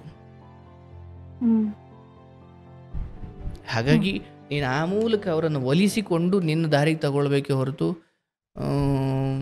ನೀನೇನೇನೋ ಒಂದಷ್ಟು ಅತ್ತೆ ಮಾವಂತರ ಇರವ, ಏನು ತೊಂದರೆ ಇಲ್ಲ. ನಾವೆಲ್ಲ ಕಷ್ಟದ ದಿನಗಳು ಅನುಭವಿಸಬೇಕು. ಅತ್ತೆ ಮಾವ ಏನ್ ಮಾಡ್ತಾರೆ ಅಂದ್ರೆ ಸರ್, ಈಗ ಅಲ್ಲಿ ಮಂಡ್ಯಕ್ಕೆ ತಗೊಂಡೋಗಿ ಬಿಟ್ರು ಅವರು ನಮ್ಮಿಬ್ರ ಮಧ್ಯೆನೆ ಸ್ವಲ್ಪ ಗ್ಯಾಪ್ ಕ್ರಿಯೇಟ್ ಮಾಡ್ತಾರೆ. ಅವರು ಏನು ಹೇಳವ ನೀನು, ಅದು ಎಲ್ಲ ನಿನಗೆ ಗೊತ್ತಿರಬೇಕಾದ್ರೆ ನೀನು ಅದನ್ನೇ ಅಂದರೆ ಅವ್ರು ಏನೇ ಕುತಂತ್ರ ಹೇಳಿರಲಿ, ಅವ್ರು ಏನೇ ಚಕ್ರವ್ಯೂಹ ಎಣಿದ್ರು ಕೂಡ ನಾನೊಬ್ಳು ಹೆಂಡತಿಯಾಗಿ, ಇಲ್ಲ ನಿನ್ನ ಗಂಡ ಒಂದು ವೇಳೆ ಏನೋ ನಿನಗೆ ಅಂದುಬಿಟ್ಟ ಬೈದುಬಿಟ್ಟ ಅಂದರೆ, ಓ ನನ್ನ ಗಂಡನ ಸ್ವಂತ ಬುದ್ಧಿ ಅಲ್ಲ ಇದು, ಅವ್ರು ಹೇಳ್ಕೊಟ್ಟಿರೋದು, ಹಾಗೆ ನನ್ನ ಗಂಡ ಸರಿಗೆ ಇದ್ದಾನೆ ಅಂತ ನಿರ್ಧಾರಕ್ಕೆ ಬರಬೇಕು. ಅಂದ್ರೆ ಮಲ್ಕೋತಾರೆ, ನಾವ್ ಹಸ್ಬೆಂಡ್ ಬೇರೆ ರೂಮ್ ಹೋಗಿ ಮಲ್ಕೋತಾರೆ, ಮಗು ನಾನು ಒಂದ್ ರೂಮಲ್ಲಿ ಮಲ್ಕೋತಿದ್ವಿ, ಅತ್ತೆ ಮಾವ ಒಂದ್ ರೂಮಲ್ಲಿ ಮಲ್ಕೋತಾ ಇದ್ರು. ಅತ್ತೆ ಮಾವ ಹೇಳ್ಕೊಡಲ್ಲ, ನೀ ಚೆನ್ನಾಗಿರೋ ಹೆಂಡತಿ ಜೊತೆಲಿ ಅಂತ ಹೇಳ್ಕೊಡಲ್ಲ. ಇದನ್ನೆಲ್ಲ ಒಂದು ಹೆಣ್ಣುಮಗಳಾಗಿ ನೀನು ಸರಿದಾರಿಗೆ ತಂದುಕೊಳ್ಬೇಕವ. ಬಟ್ ಸ್ವಲ್ಪ ಹತ್ರ ಹೋದ್ಮೇಲೆ ಎಲ್ಲ ಸರಿ ದಾರಿ ಬರುತ್ತೆ. ಬಟ್ ಇನ್ನೂ ಒಂದು 2-3 ವರ್ಷ ಇವೆಲ್ಲ ಗೊಂದಲ ಇದ್ದಿದ್ದೆ. ನೀನು ಅಲ್ಲಿ ಹೋಗಿ ಬದುಕು. ಅತ್ತೆ ಮಾವ ನಿಮ್ಮನ್ನು ದೂರ ಮಾಡ್ತಾರೆ ಅಂದರೆ ಜೀವನ ಪೂರ್ತಿ ಆಗಲ್ಲವ. ಏನೋ ಕೆಲವೊಂದು ಸಮಯ ಅವ್ರು ಹಂಗೆ ಆಡ್ಬೋದು, ಅಥವಾ ಅದು ಅವರ ಮಾತುಗಳು ಅಥವಾ ಅವರ ಕುತಂತ್ರಗಳು ಕೆಲಸ ಮಾಡ್ಬೋದು. ಆದರೆ ನಿನ್ನ ನಂಬಿಕೆ ಅವರ ಕುತಂತ್ರಕ್ಕಿಂತ ದೊಡ್ಡದಾಗಿರಬೇಕು. ಬೇರೆ ಮಲ್ಗೋಣ ತೊಂದರೆ ಇಲ್ಲ, ಆದರೆ ಗಂಡನನ್ನು ನಿಮ್ಮಿಂದ ದೂರ ಮಾಡುವ ಶಕ್ತಿ ಯಾರಿಗೂ ಇಲ್ಲ. ನೀವು ಒಂದಾಗೇ ಇರ್ತೀರ, ನೀವು ಚೆನ್ನಾಗಿರ್ತೀರ. ಈ ಮಧ್ಯೆ ಅತ್ತೆ ಮಾವನ ದುರ್ಬುದ್ಧಿ ಏನಿದೆಯೋ ನನಗೆ ಗೊತ್ತಿಲ್ಲ. ಬಟ್ ಅವರು ಏನೇ ಕುತಂತ್ರ ಮಾಡಿದ್ರು ಕೂಡ ನೀನು ನಿನ್ನ ಗಂಡನನ್ನು ಪ್ರೀತಿಸೋದು ಕಡಿಮೆ ಮಾಡಬೇಡ. ಅದೆಲ್ಲ ರೀತಿಯಲ್ಲೂ ನಿನಗೆ ಒಳ್ಳೆಯದೇ ಆಗುತ್ತೆ. ಇಷ್ಟು ಮಾತ್ರ ಹೇಳ್ತೀನಿ, ನಿನ್ನ ಗಂಡನ ಹೋಗಿ ಸೇರು, ಅಲ್ಲಿಂದ ನಿನ್ನ ಬದುಕು ಇನ್ನೂ ಚೆನ್ನಾಗಿ ಆಗುತ್ತೆ. ಏನೂ ಸದ್ಯಕ್ಕೆ ಕೇಳೋಕೆ ಹೋಗಬೇಡ. ಎಲ್ಲ ಒಟ್ಟಿನಿಂದಲೇ ಮೂಕಳಾಗಿದ್ದಿ ಏನೋ ಅನ್ನೋ ಥರ ಎಲ್ಲವನ್ನು ನೋಡ್ತಾ ಗಮನಿಸ್ತಾ ಇರು. ಮುಂದೊಂದು ದಿನ ಬರುತ್ತೆ, ಅವತ್ತು ನೀನು ಮಾತಾಡ್ಬೋದು. ಈ ಸದ್ಯಕ್ಕೆ ಪರಿಸ್ಥಿತಿ ಏನಿದೆ ಅದನ್ನು ಅರ್ಥ ಮಾಡಿಕೊಂಡು, ಆಯಿತು ನಾನು ಯಾವುದಕ್ಕೂ ಎದುರು ಮಾತಾಡಲ್ಲ, ಅತ್ತೆ ಮಾವ ಇವ್ರು ಏನೇ ಅಂದ್ಕೊಳ್ಳಿ, ನಾನು ಏನೇ ಜೀವನ ಪೂರ್ತಿ ಒಂಟಿಯಾಗಿ ಮಲಗಲಿ ತೊಂದರೆ ಇಲ್ಲ, ಗಂಡನ ಮನೇಲಿ ಇದ್ದೀನಿ, ಸೇಫ್ ಆಗಿದ್ದೀನಿ ಅನ್ನೋ ಭಾವನೆಯಲ್ಲಿರು. ಇನ್ನೊಂದು 2 ದಿನ ನೀನು ಬಿಟ್ಟು ಏನೋ ದೂರ ಇದ್ದೀಯ ಅಂತ ಕೆಟ್ಟ ಮೆಸೇಜ್ ಬರೋಕ್ಕೆ ಶುರುವಾಯ್ತು ನೋಡು, ಆಮೇಲೆ ನಿನ್ನ ಕತೆ ಗೊತ್ತಾಗುತ್ತೆ. ಅತ್ತೆ ಮಾವ ಗಂಡ ಅವ್ರ ನಡುವೆ ಇರು, ಎಲ್ಲ ಸರಿ ಹೋಗುತ್ತೆ. ಆಯ್ತಲ್ಲ? ಒಳ್ಳೆಯದಾಗಲಿ ತಾಯಿ. ನಿನಗೆ 1 ತಿಂಗಳು ಅಥವಾ 1.5 ತಿಂಗಳೊಳಗಡೆ ನೀನು ಅಂದುಕೊಂಡ ಒಳ್ಳೆಯ ಬದುಕು ನಿನಗೆ ಸಿಗುವಂತಾಗಲಿ. ಕೃಷ್ಣನ ಅನುಗ್ರಹ, ನನ್ನ ಹಾರೈಕೆ. ನಿನಗೆ ಒಳ್ಳೆಯದಾಗುತ್ತೆ. ಶುಭವಾಗಲವ. ಪಾಪ ಆಕೆಗೆ ಅದನ್ನು ನೋವು ಅನುಭವಿಸಿರೋದ್ರಿಂದ ಆಕೆ ಧ್ವನಿಯಲ್ಲಿ ನನಗೆ ಅದರ ಅರಿವಾಗುತ್ತೆ. ಬಟ್ ನಾನೀಗ ಮುಂದಾಗೋ ಒಳ್ಳೆಯದನ್ನು ಗಮನದಲ್ಲಿಟ್ಟುಕೊಂಡು ಅವರನ್ನು ಸ್ವಲ್ಪ ಬೇಡವಾ, ನೀನು ಕಾಯು, ನೀನು ಸಮಾಧಾನವಾಗಿರು ಅಂತ ಹೇಳ್ಬೋದು ಅನಿವಾರ್ಯವಾಯಿತು. ಖಂಡಿತ ನೀನು ಬದುಕಲ್ಲಿ ಒಳ್ಳೇದು ನಡೆಯುತ್ತವ. ತುಂಬ ಹತ್ರ ಬೀಳಬೇಡ. ಯಾರೋ ಎಲ್ಲ ಕೂತು ಸರಿ ಮಾಡುವಂಥದ್ದಲ್ಲ ಸಂಬಂಧ ಅನ್ನೋದು. ನಾವು ಅರ್ಥಕೊಂಡ್ರೆ ಅದು 5 ನಿಮಿಷದ ಕೆಲಸ. ಯಾರು ಕೂಡ ಒಂದೇ ಬಾರಿಗೆ ಗಂಡನನ್ನು ಬಿಡೋದು, ಒಂದೇ ಬಾರಿಗೆ ಹೆಂಡತಿಯನ್ನು ಬೇಡ ಅನ್ನೋದು, ಅನುಮಾನ ಪಡೋದು, ಇವೆಲ್ಲ ಮಾಡಬಾರ್ದು. ಹೆಣ್ಣಿಗೆ ನಿಜವಾದ ಸ್ನೇಹಿತ, ನಿಜವಾದ ದೇವರು, ನಿಜವಾದ ಬಂಧು ಹೆಂಡತಿಗೆ ಗಂಡ, ಗಂಡನಿಗೆ ಹೆಂಡತಿ. ಇದೇ ಸತ್ಯ. ಮ್ಯಾಕ್ಸಿಮಮ್ ಉಳಿಸ್ಕೊಳ್ಳೋ ಪ್ರಯತ್ನ ಮಾಡಬೇಕು. ಆಸರೆ ಆಗಬೇಕಾಗಿದ್ದ ಗಂಡನೇ ಕೊಲ್ಲೋನಾದರೆ ಅಂಥವ್ರ ಜೊತೆ ಇರಿ ಅಂತ ನಾನು ಖಂಡಿತ ಸಲಹೆ ನೀಡಲ್ಲ. ಬಟ್ ಆದಷ್ಟು ಒಳ್ಳೆಯ ಆಯ್ಕೆ ಮಾಡಿ, ನಿಮ್ಮ ಬದುಕಲ್ಲಿ ಒಳ್ಳೆಯದಾಗಲಿ, ಶುಭವಾಗಲಿ.